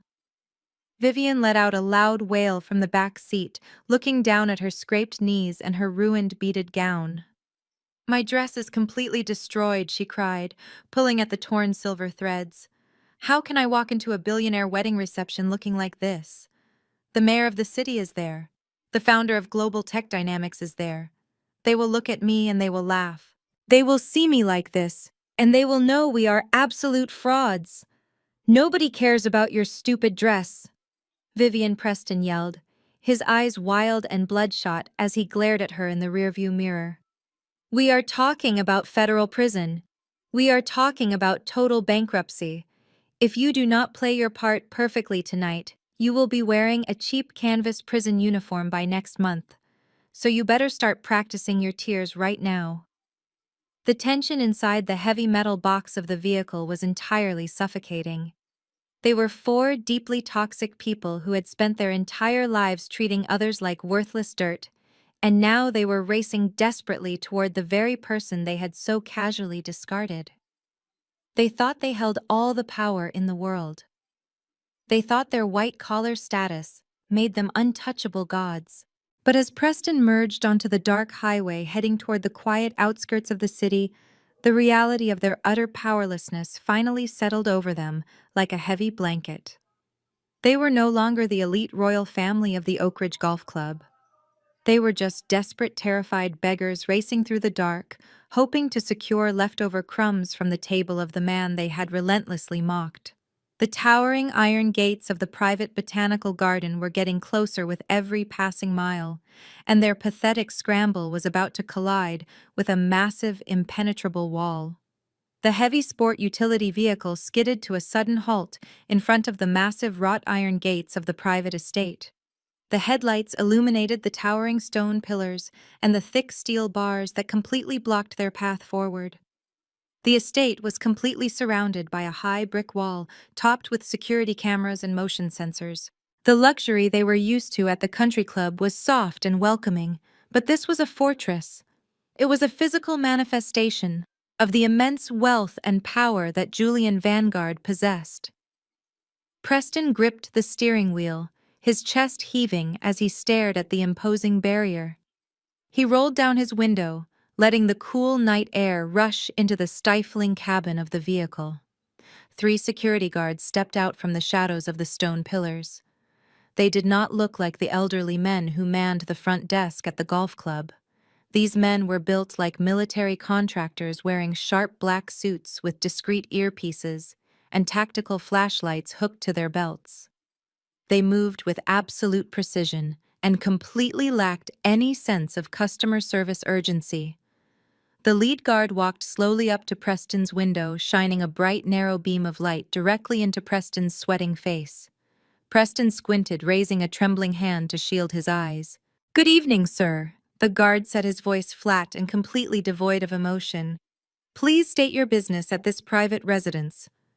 Preston cleared his throat, trying desperately to summon his usual arrogant tone, but his voice cracked pitifully.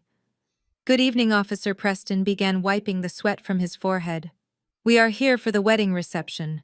We had a slight family emergency, and we are running a bit late, but we need to go inside immediately to speak with the groom. It is a matter of extreme financial importance." The guard did not even blink. He reached into his jacket pocket and pulled out a digital tablet. "Name, please," the guard asked, tapping the screen. Preston swallowed hard. "My name is Preston, but that does not matter. The bride is Amani and the groom is Julian. I am his brother-in-law. The entire family is in this vehicle. We just need you to open the gates so we can park and go inside." The guard looked at his tablet and then looked back at Preston. "Sir, this is a highly secured private event.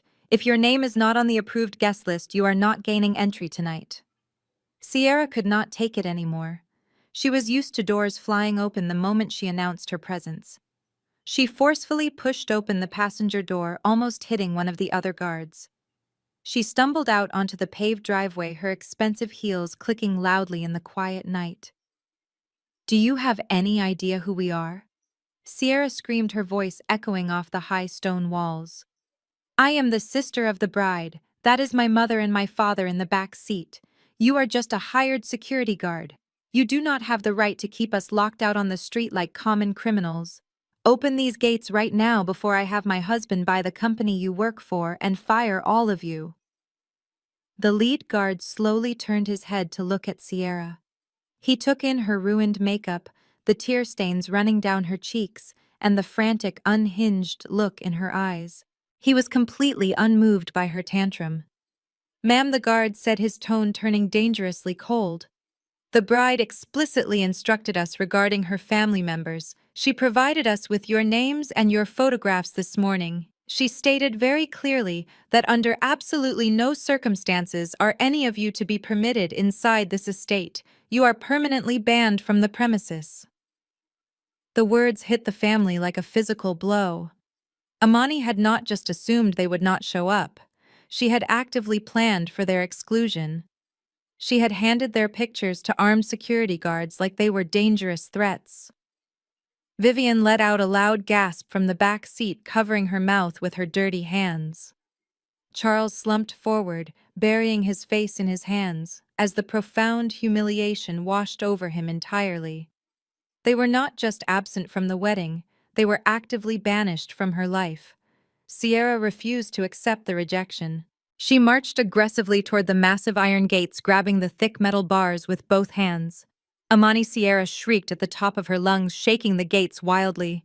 "Amani, come out here right now!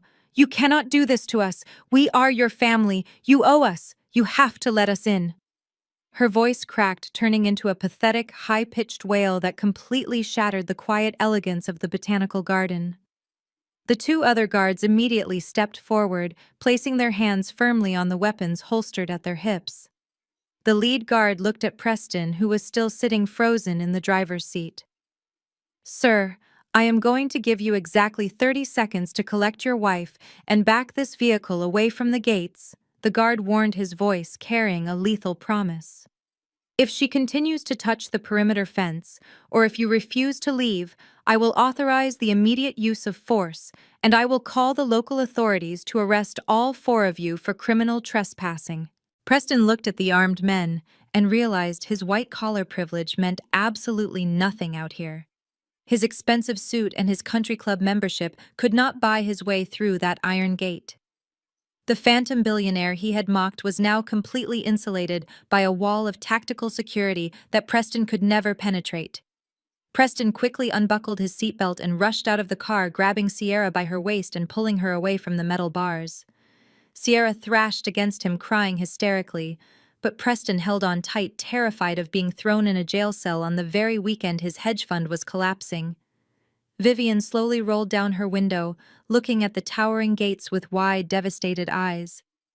The soft sound of triumphant string music drifted over the high walls from the reception tent inside. It was the sound of a joyous celebration, a gathering of the most powerful people in the city, and her daughter was at the center of it all. Vivian realized with sickening clarity that Amani was completely safe inside her new empire, while the people who had abused her for 29 years were left shivering in the dark driveway, entirely locked out of the future. They were exactly where they belonged, on the outside, looking in. The heavy silence outside the iron gates was suddenly broken by the sound of measured footsteps echoing against the stone pathway. Preston stopped arguing with the guards and peered through the thick metal bars. Charles and Vivian froze, their desperate panting loud in the night air. Sierra wiped her ruined makeup and stared into the softly lit gardens. Out of the shadows of the weeping willows, stepping into the glow of the perimeter lights, came the bride. I walked slowly toward the front entrance of the estate. I had seen the security alert on the monitors inside the reception tent and decided to handle the situation myself. I did not rush. I moved with the quiet grace of someone who was entirely in control of her domain. My custom silk gown flowed elegantly around me, the intricate pearl beading catching the light with every step. I did not look like the disappointment of the family anymore. I looked like royalty. I stopped a few feet away from the iron gates, maintaining a safe and powerful distance between myself and the chaos bleeding out on the street. The contrast between us was staggering. My family, the people who had spent their entire lives obsessed with appearances, looked completely feral. Vivian was covered in dirt, her expensive silver gown torn at the knees. Charles looked aged and hollow, his shoulders slumped in defeat. Sierra was a mess of smeared mascara and tangled hair, shivering in her thin designer dress. And Preston, the arrogant finance executive who thought he ruled the world, was gripping the iron bars like a caged animal, sweating profusely in his wrinkled suit. The lead guard stepped aside, giving me a respectful nod, but he did not unlock the gate. I stood there looking at them through the thick steel bars. I did not smile. I did not frown. I simply observed them with a bone-chilling calmness that seemed to terrify them more than if I had been screaming. Vivian was the first to break the silence. She threw herself forward, pushing past Preston to press her face against the cold metal. "Oh, Amani, my beautiful girl," she wailed, her voice trembling with forced emotion. "Look at you. You look absolutely breathtaking. I am so sorry we are late, honey. I had a terrible medical emergency on the way to the ceremony. I could not breathe, and your father had to pull over. We tried to call, but the phones were not working." She pushed her dirty hand through the bars, reaching out toward me. "I knew Julian was a wonderful man," Vivian sobbed, forcing large, fake tears to roll down her cheeks. "I always told your father that Julian had such a kind soul. We were just so worried about you, but we are here now. Please tell the guards to let us in so I can hug my daughter on her wedding day." I looked down at her outstretched hand and felt absolutely nothing. There was no anger left in my chest. There was only a cold, sterile pity. "You tore my wedding invitation in half, Mother," I said, my voice perfectly steady and quiet. "You dropped it on your china plate and asked me if I was out of my mind for marrying a toilet scrubber. You did not have a medical emergency tonight. You had a wine tasting event and nobody showed up." Vivian pulled her hand back as if she had been burned by the cold truth. She opened her mouth to argue, but Preston aggressively shoved her aside, taking her place at the bars. He gripped the iron so tightly his knuckles turned stark white. He did not care about family reunions or apologies. He only cared about survival. "Amani, listen to me." Preston pleaded, his voice frantic and breathless. "Whatever happened in the past is in the past. We can fix all of this. But right now I need you to do me the biggest favor of my life. I need you to bring Julian out here. Just for 5 minutes, Amani. That is all I am asking." I tilted my head slightly, studying the absolute panic in his pale blue eyes. "Why do you want to see Julian Preston?" I asked smoothly. "I thought he was just a glorified maintenance man. Did you not tell him to save his tips to buy a mop bucket?" Preston squeezed his eyes shut, shaking his head violently. "I was wrong. Okay, I was so stupid and arrogant, and I am begging for your forgiveness." Preston babbled the words pouring out of him in a desperate rush. "My hedge fund is collapsing, Amani. The investors at the golf club saw the video of your wedding. They know Julian is Vanguard, and they know we are not connected to him. They all walked out. Richard Montgomery is going to call the federal authorities on Monday, and I will go to prison if Julian does not sign the investment paperwork tonight. You have to introduce me to him. You have to save us." Sierra stepped up behind him, her voice trembling as she tried to play the victim. "Amani, please," Sierra cried out, gripping the stone pillar for support. "I am your sister. We grew up together. You cannot just leave us out here on the street like garbage. You are punishing me because Mom and Dad always liked me more. That is not my fault. Please just let us in and I promise I will make it up to you.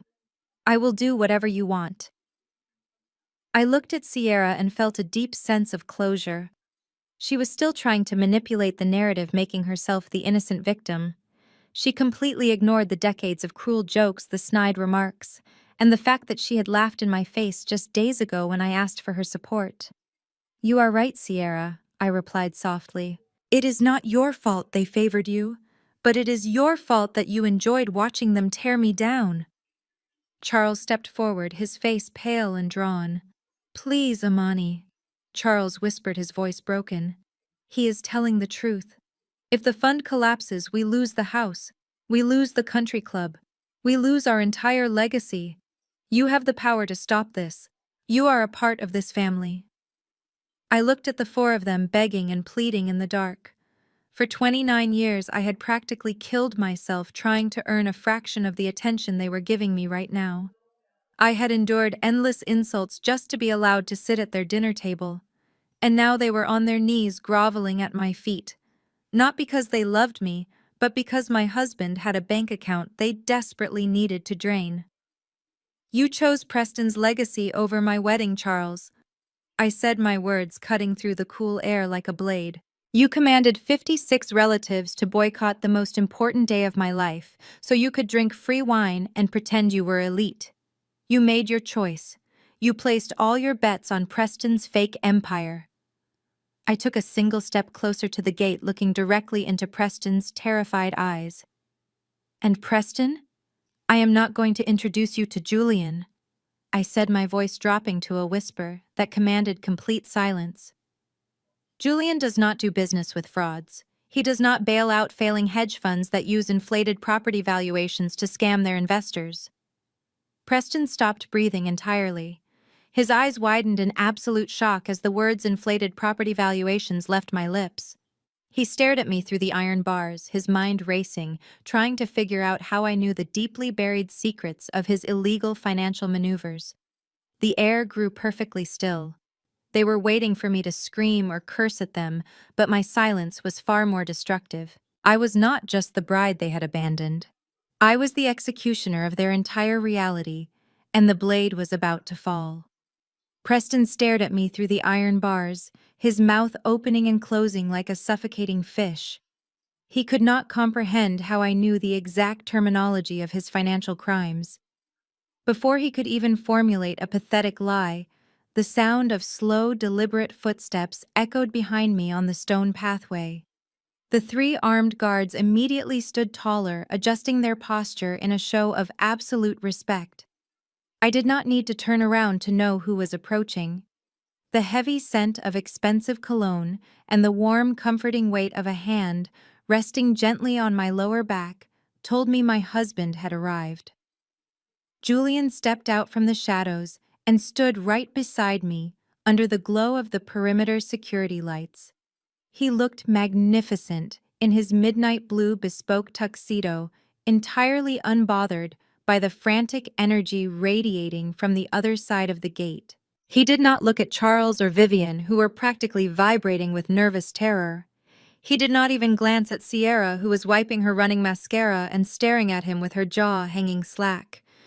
Julian focused his intense, unwavering gaze entirely on Preston. The silence that followed was heavy and electric. Preston took a small, involuntary step backward, his hands finally releasing their white-knuckled grip on the iron bars. He looked at the man he had called a toilet scrubber just days ago and realized he was standing face to face with the architect of his own destruction. Julian slowly reached into the inner breast pocket of his tuxedo jacket. His movements were smooth and unhurried. He pulled out a small rectangular object. It was the $50 Starbucks gift card that Preston had tossed across my parents' mahogany dining table. Julian looked at the green plastic card for a brief moment before crouching down slightly. He slid the card through the narrow gap at the bottom of the iron gates.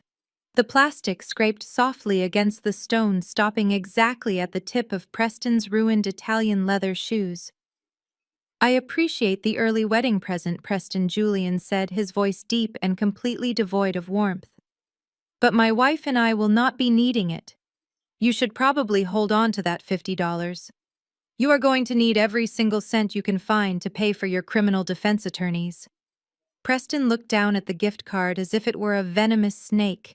He tried to speak, but his voice was a pathetic, raspy whisper. "Mr. Vanguard, please." Preston begged, his entire arrogant demeanor completely eradicated. "You have to let me explain the portfolio. The numbers were just aggressive projections. It is standard industry practice. Do not insult my intelligence." Julian interrupted, his tone remaining dangerously calm. "Vanguard Holdings does not invest in fairy tales, and we certainly do not fund Ponzi schemes. My analysts tore your pitch deck apart 3 months ago. You do not own half the commercial properties you claim to manage. You have been taking capital from new investors to pay off the dividends of your older investors. You are not a hedge fund manager, Preston. You are a common thief wearing an expensive suit." Charles let out a loud gasp, clutching his chest, as if he had been physically struck. He turned his head slowly to look at his son-in-law. A Ponzi scheme. Charles whispered, his voice shaking with a mixture of rage and profound horror. Preston, you told me those investments were guaranteed. You told me my retirement funds were secure. Preston ignored Charles entirely, keeping his desperate, pleading eyes locked on Julian. We can restructure. Preston babbled, sweat dripping off his chin. I can sign over my voting rights. I will give you majority equity. Just sign the Lifeline document tonight. You have the capital. 50 million is nothing to you. 50 million is exactly what I spent acquiring the commercial block your firm currently rents. Julian replied smoothly, crossing his arms over his chest. I am your new landlord, Preston. I know exactly how far behind you are on your lease payments. You hosted that pathetic wine tasting event tonight, knowing perfectly well that my office had formally rejected your proposal weeks ago. You lied to every single person in that country club just to buy yourself a few more days of freedom. Sierra let out a loud, piercing sob, grabbing Preston's arm. Tell him he is lying! Preston, she shrieked, her voice completely unhinged. Tell him we are rich. Tell my father you did not lose our money. Preston could not even look at his wife. He just stared at the gift card lying on the dirt. The facade was entirely dismantled. He had spent years pretending to be a titan of industry, looking down on anyone who worked with their hands. He had convinced my parents to worship him and discard me, all based on a massive financial lie. And now the man who actually built things, the man who truly possessed the power Preston so desperately craved, had just exposed him as a total fraud in front of the entire family. Vivian let out a low, agonizing moan, sliding down the stone pillar until she was sitting on the cold, hard ground. She realized that the golden child she had worshipped had married a criminal. Her entire social standing, her wealth, her future, it was all built on stolen money. She had ruined her relationship with her only honest daughter to protect a thief. The irony was suffocating. Charles just stood there staring blankly at Preston, his mind completely broken by the reality that his trusted son-in-law had stolen his savings. Julian looked at the four of them, shivering in the cool night air. You demanded respect because you thought your zip code made you superior, Julian said, his voice carrying the heavy weight of finality. But out here in the real world, respect is earned through integrity. You have none. You threw my wife away because she refused to bow down to your fake empire.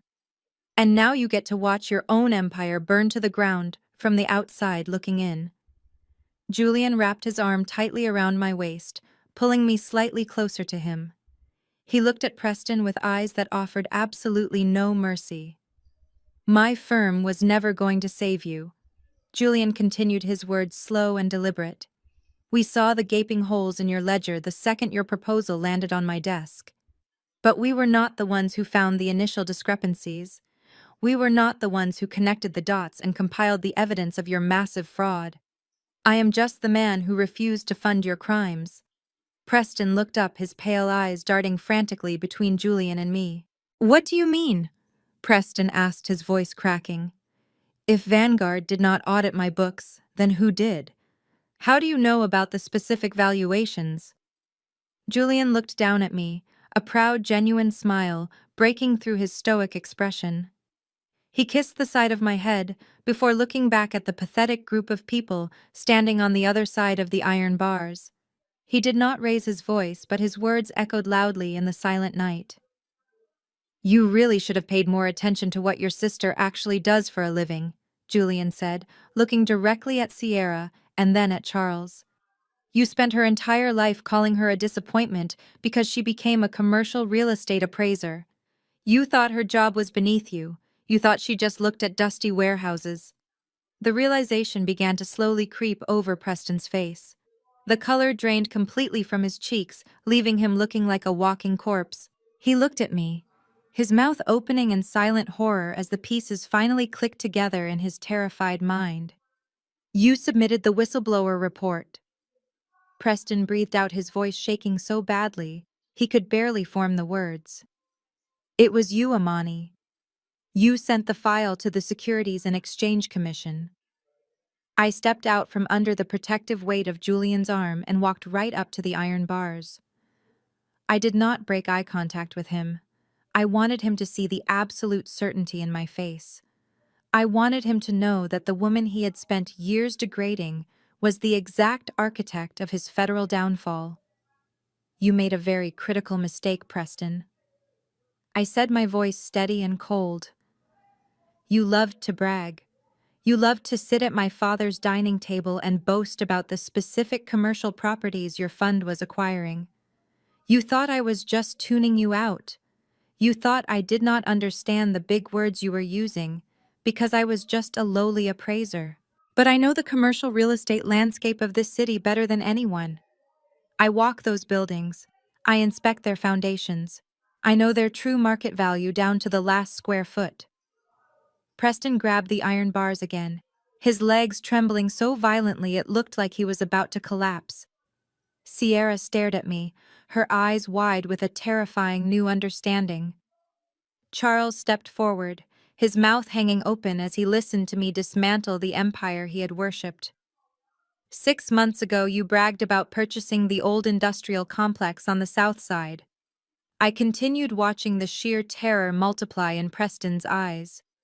You told my father your fund valued it at $40 million, and you were using it as collateral to secure a massive loan. But I appraised that exact same property 2 years ago for a different client. It sits on a designated floodplain. The foundation is cracked. The roof is completely compromised. The maximum market value is barely $8 million. Vivian let out a sharp gasp from her place on the ground. Charles looked at Preston, the betrayal burning in his eyes as he finally understood the magnitude of the lie. When I heard you say 40 million, I knew immediately that you were cooking your books, I said. So I started digging. I pulled the public records for every single property you ever mentioned at family dinners. I pulled the tax assessments, the zoning permits, and the historical sales data. I spent weeks compiling a complete dossier of your entire portfolio. You did not just inflate the values, Preston. You completely fabricated tenant leases to show projected income that did not exist. You built a $50 million house of cards on a foundation of pure federal fraud. Preston let out a pathetic whining sound, shaking his head side to side. No, Amani. Please. He begged, his voice cracking into a high-pitched sob. You do not understand the pressure I was under. The board was demanding returns. I had to make the numbers look good on paper just temporarily until the market bounced back. The Securities and Exchange Commission does not care about your temporary pressure, I replied smoothly. I submitted the entire dossier to them anonymously 3 weeks ago. I included every piece of evidence, every fraudulent appraisal, and every fake lease agreement. I also made sure to send a blind copy directly to the Risk Management Department of Vanguard Holdings because I knew you were trying to use my husband's capital to cover up your crimes. Julian stepped up beside me, looking down at the broken man on the other side of the gate. My compliance team verified her findings within 24 hours. Julian added, his deep voice echoing in the quiet night. That is why your calls were ignored, Preston. That is why your emails went straight to our legal department. We do not do business with criminals. We were just waiting for the federal investigators to finish building their case before we formally cut all ties. The reality of his situation finally crushed whatever remaining strength Preston had left. His knees buckled completely. He collapsed onto the rough asphalt, scraping his expensive suit pants against the dirt. He grabbed the bottom of the iron gates, pressing his sweating forehead against the cold metal. He was sobbing loudly, his broad shoulders heaving as he groveled at my feet. The arrogant white-collar executive who had tossed a $50 gift card at me was now begging for his life in the dirt. Amani, please, you have to call them. Preston wailed, his voice muffled against the iron bars. You have to tell the federal auditors you made a mistake. Tell them the dossier is flawed. If they freeze my accounts, I am finished. I will go to a federal penitentiary, Amani. Please, I am family. Sierra is your sister. You cannot send her husband to prison. Sierra suddenly snapped out of her paralyzed state. The word prison echoed in her mind, shattering her delusion of a perfect, wealthy life. She lunged forward, grabbing Preston's shoulder and violently yanking him backward. "You lied to me," Sierra screamed, her voice completely unhinged. "You told me we were richer than Julian. You told me we were untouchable. Now you are going to prison and taking my entire reputation down with you." Preston ignored his hysterical wife, crawling back to the gate to look up at me with pathetic, desperate eyes. "Please, Amani," he begged again, tears streaming down his face. "I will do anything." I looked down at the man kneeling in the dirt. "You cannot retract the truth from the federal government, Preston," I said, my voice entirely devoid of sympathy. "The investigation is already active, your fund is completely dead, and the saddest part is that you could have avoided all of this if you had just possessed an ounce of humility. If you had just respected the career I chose, you would have never bragged about your crimes in front of me. You handed me the exact weapon I needed to destroy you, and you were too arrogant to even realize it." Charles stood motionless, staring at his daughter. The daughter he had deemed a failure. The daughter he had banished from his social circles had just single-handedly dismantled the most powerful financial executive he knew. She had not done it with a loud argument or an emotional outburst. She had done it with ruthless, calculated intelligence. My father's face crumpled as he realized the true power I wielded. He had bet his entire legacy on the wrong horse, and now the race was over. I watched Preston weep against the cold iron. He was completely broken, stripped of every title and every inflated dollar he had ever claimed to own. For years he had sat at the head of our holiday tables dictating what success looked like. He had made me feel incredibly small, making jokes about my sensible clothes and my dusty work sites. He had convinced my parents that his way was the only way to matter in this world. Now his entire world was reduced to the rough pavement outside my wedding reception. Sierra fell to her knees next to him, not to comfort him, but because her own legs could no longer support the weight of her collapsing reality. She buried her face in her hands, sobbing uncontrollably as she realized her country club lifestyle, her designer wardrobes, and her wealthy friends were all about to vanish into thin air. The federal government would seize everything they owned to pay back the defrauded investors. She was going to be left with absolutely nothing. I looked at my mother Vivian, who was still sitting in the dirt. She was staring at me as if she was looking at a complete stranger. In a way she was. The obedient, quiet daughter who absorbed their emotional abuse was dead. She died the moment Vivian tore that wedding invitation in half. The woman standing before them now was forged in the fire of their rejection. I had taken the very career they despised and turned it into an executioner's axe. I did not feel a single drop of guilt. Removing my neck from under their expensive shoes was not a crime. It was simply survival. I had finally taken my power back, and the view from the top of the empire was absolutely breathtaking. I turned my head slightly, preparing to walk back into the warm, glowing light of my reception tent to celebrate the rest of my perfect night. But my father Charles was not quite finished making terrible decisions. Charles stepped forward, his face darkening with a sudden desperate surge of anger. He could not accept that his youngest daughter, the one he had dismissed her entire life, was holding the executioner's axe. He puffed out his chest, trying to summon the booming, authoritative voice he had used to control our family for decades. "Amani, you will stop this right now," Charles commanded, pointing a trembling finger at me. "You have made your point. You have embarrassed Preston, and you have proven you are smart, but I will not allow you to ruin this family. You will call the federal investigators and you will retract your whistleblower complaint. We are your blood, and you will not destroy the legacy I spent my entire life building." I stopped turning and looked back at him. It was almost comical to watch him try to assert dominance when he was standing on the wrong side of a locked iron gate. "You do not have the authority to allow or disallow anything in my life anymore, Charles." I replied, my voice completely flat. "And what legacy are you talking about exactly? Are you talking about the legacy of a man who manipulates his relatives to boycott his own daughter's wedding? Or are you talking about the legacy of a man who turns a blind eye to massive federal fraud just so he can brag to his friends at the country club?" Charles' face turned a deep shade of crimson. "Do not speak to me like that," Charles yelled, stepping closer to the bars. "I am a respected man in this city. I am a senior member at the Oak Ridge Golf Club. I am a founding patron of the Summer Gala. The people in that club are the most powerful individuals in the state, and they respect the name I built. If you tear Preston down, you tear me down, and I will make sure you are entirely blacklisted from every elite circle in Atlanta. Julian let out a low, dark chuckle.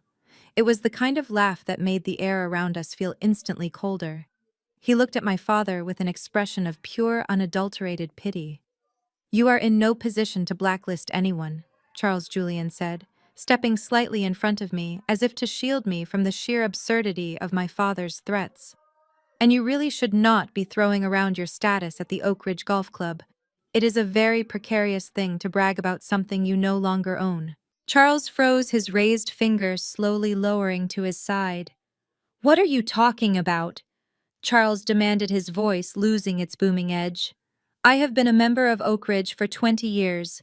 You cannot touch my standing there.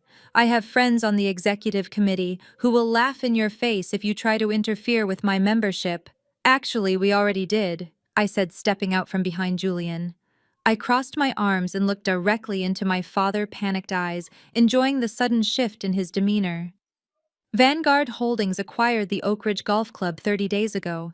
It was a quiet private acquisition. The previous management company was heavily in debt and failing to maintain the property, so Julian bought the land, the clubhouse, the golf course, and the entire operating structure for a fraction of its market value. We own the golf course, Charles. We own the dining room where you just threw your pathetic wine tasting event. We own the very chair you were sitting in when you laughed at my wedding. Vivian let out a strangled gasp, pulling herself up from the dirt. No, Vivian whimpered, shaking her head. That is impossible. The board of directors would never allow a buyout without consulting the senior members. The board of directors works for my husband now, I informed her, watching the utter devastation wash over her ruined face. And the very first thing Julian instructed the new financial team to do was audit the membership accounts. Charles took a step back, as if he had been physically struck. His eyes darted nervously between Julian and me. We found some very interesting things during that audit. Charles continued, my voice echoing loudly in the silent night. You talk a lot about your wealth and your elite status, but the truth is your finances are a complete disaster. You are drowning in debt, just like Preston. You have not paid your annual membership dues in over 14 months. You have not paid your dining tabs or your locker fees. You have been coasting by on your seniority and your aggressive bullying tactics, intimidating the junior club staff into looking the other way. You have been drinking expensive imported wine and eating caviar on a tab you cannot even afford to pay, pretending you are royalty while your bank accounts run completely dry.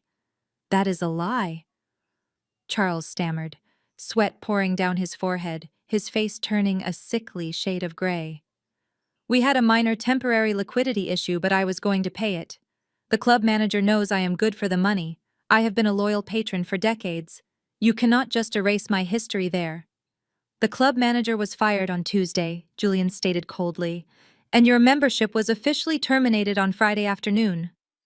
The words hit Charles and Vivian with the destructive force of a hurricane. We revoked your memberships permanently, I said, delivering the final crushing blow without a single ounce of hesitation. You and Vivian are no longer welcome on Oak Ridge property. You are completely stripped of your advisory board titles, and your locker privileges have been terminated.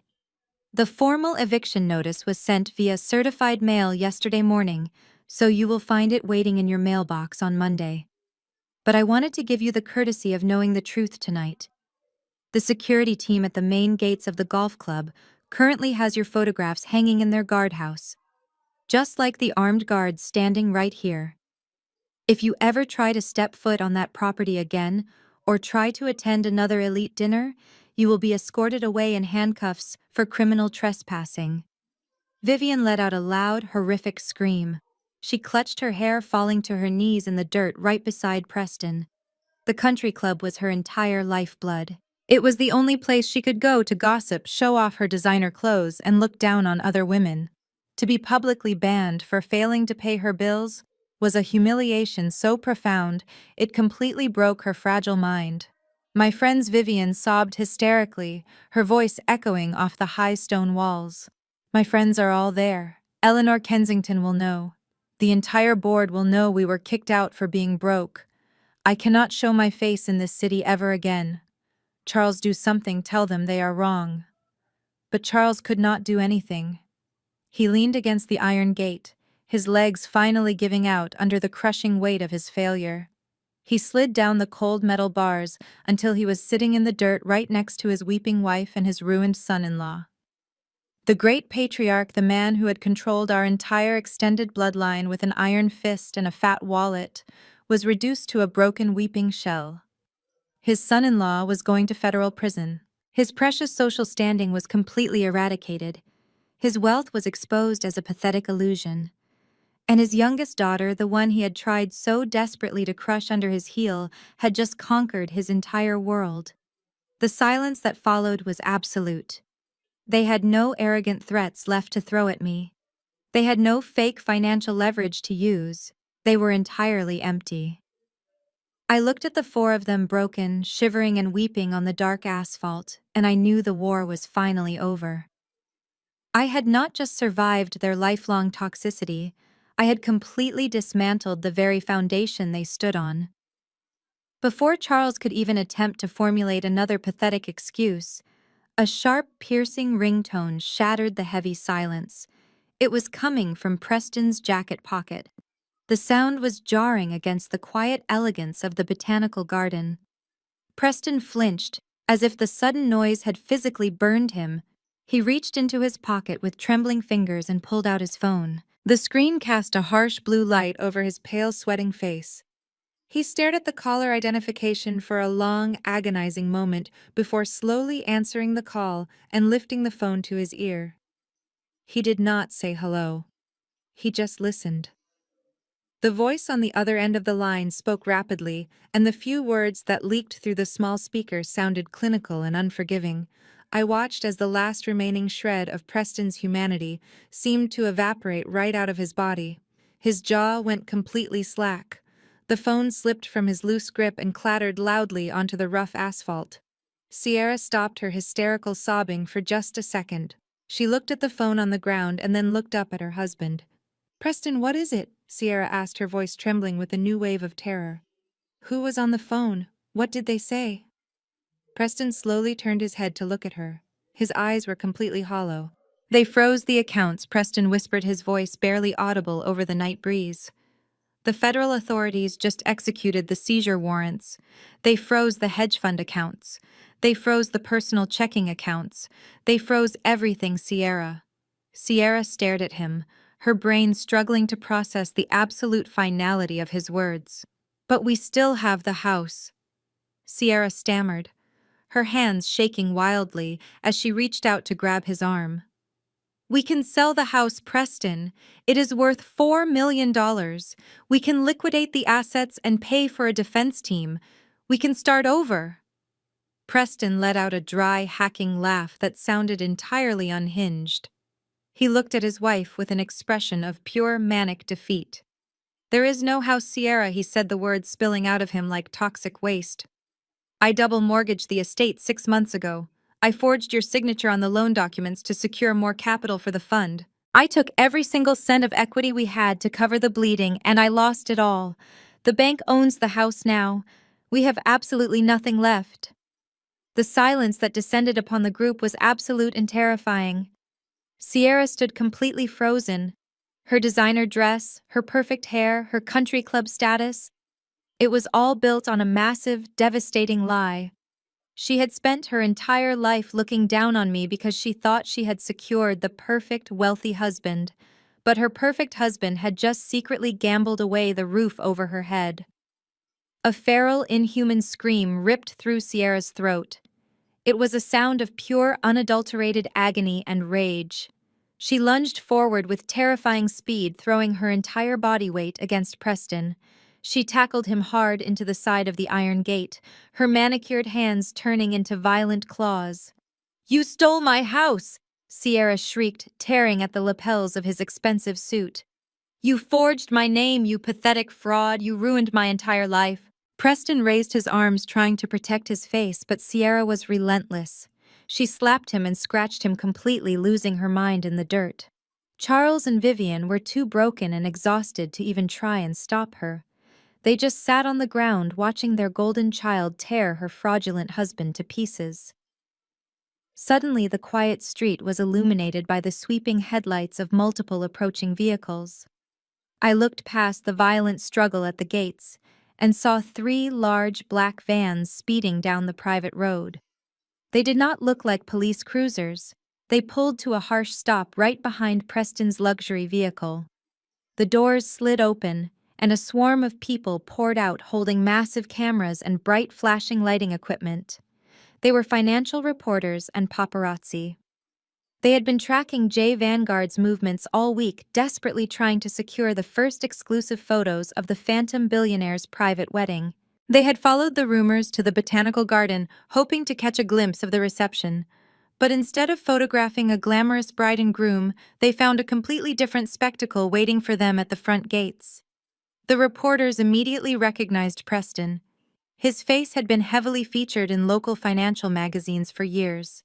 The bright white flashes of their cameras began going off like aggressive strobe lights cutting through the dark night. They captured every single pathetic moment. They photographed Sierra screaming and physically attacking her husband. They photographed Vivian sitting in the dirt with her torn silver gown, trying to hide her face. They photographed Charles, the great patriarch, slumped against the iron bars looking like a defeated beggar. The journalists began shouting rapid-fire questions over the sound of Sierra's screams. Preston, is it true the Securities and Exchange Commission just raided your offices? Charles, what is your family doing outside the Vanguard wedding? Are you involved in the hedge fund fraud? The questions hit them like physical blows, entirely exposing their humiliation to the entire world. They were trapped. They could not escape the blinding lights and the ruthless documentation of their complete downfall. The family that had spent decades meticulously crafting a perfect, untouchable public image was now having their darkest, most pathetic moment broadcasted live to the very elite circles they worshipped. I stood a few feet away from the iron gates, safely insulated from the absolute chaos unfolding on the street. The bright flashes from the paparazzi cameras cast long, shifting shadows across the stone pathway, but the blinding light could not touch me. I watched my mother trying to hide her tear-stained face behind her dirty hands. I watched my father cowering from the reporters. I watched my sister clawing at the man who had destroyed her life. I did not feel the need to gloat. I did not need to scream at them or demand apologies. I did not need to list the decades of emotional abuse they had inflicted upon me. The universe was currently doing all the screaming for me. Standing there, looking at the pathetic wreckage of my toxic family, I realized that my anger had completely vanished. It was replaced by a profound, unwavering sense of peace. For 29 years, I had believed their narrative. I believed I was the broken one. I believed I was the disappointment who could never measure up to their impossible standards. I had bent over backward trying to shrink myself so they could feel bigger. But as I watched them scramble in the dirt under the harsh glare of the media, I finally saw them for what they truly were. They were small, insecure people who hid behind expensive clothes and country club memberships because they had absolutely nothing of value inside their souls. Julian stepped slightly closer, his arm sliding down from my waist to gently interlock his fingers with mine. His grip was warm and grounding, anchoring me to the beautiful reality we had built together. He did not say a word. He just looked down at me, his eyes reflecting the soft glow of the perimeter lights. He knew exactly what this moment meant to me. He knew I was finally letting them go. I gave his hand a gentle squeeze. I did not look back at Charles or Vivian. I did not look at Sierra or Preston. I slowly turned my back on the iron gates and the flashing cameras. The lead security guard saw my movement and immediately pressed a button on his tactical radio. The heavy steel mechanism inside the stone pillars engaged with a deep, resonant clunk. The massive iron gates began to slowly slide together. The grinding sound of the metal was heavy and final. As the gates closed, the frantic screams of my sister and the shouting of the reporters were slowly muffled. The blinding white flashes of the cameras were cut off by the thick iron panels. The lockdown was complete. The toxicity, the manipulation, the endless cruelty was permanently locked on the outside. Julian and I walked slowly back up the manicured stone pathway. The air smelled of sweet jasmine and fresh earth again. The triumphant music from the string quartet drifted toward us from the reception tent, wrapping around us like a warm embrace. The tent was filled with people who respected us, people who built true empires, and people who knew the value of genuine loyalty. I looked down at my custom silk gown, completely pristine and untouched by the dirt of my past. I thought about the torn wedding invitation sitting on my mother's china plate. I thought about the 56 empty chairs on the ceremony lawn. They had intended for those empty chairs to be a punishment. They wanted me to feel the crushing weight of their absence, but they had fundamentally misunderstood who I was. Those empty chairs were not a punishment. They were a necessary clearing of the brush. They were the universe creating space for something entirely magnificent to grow in its place. My family had made their choice. They chose the illusion of prestige. They chose the fake wealth of a fraud. They chose the empty chairs. I chose an empire. I chose a man who saw my worth when I was covered in dust, and I chose to stand by him when the world finally saw his power. The people who tried to bury me were now the ones buried under the weight of their own greed. The story was over, and the ending was more perfect than anything I could have ever planned. In the end, my janitor took out the trash.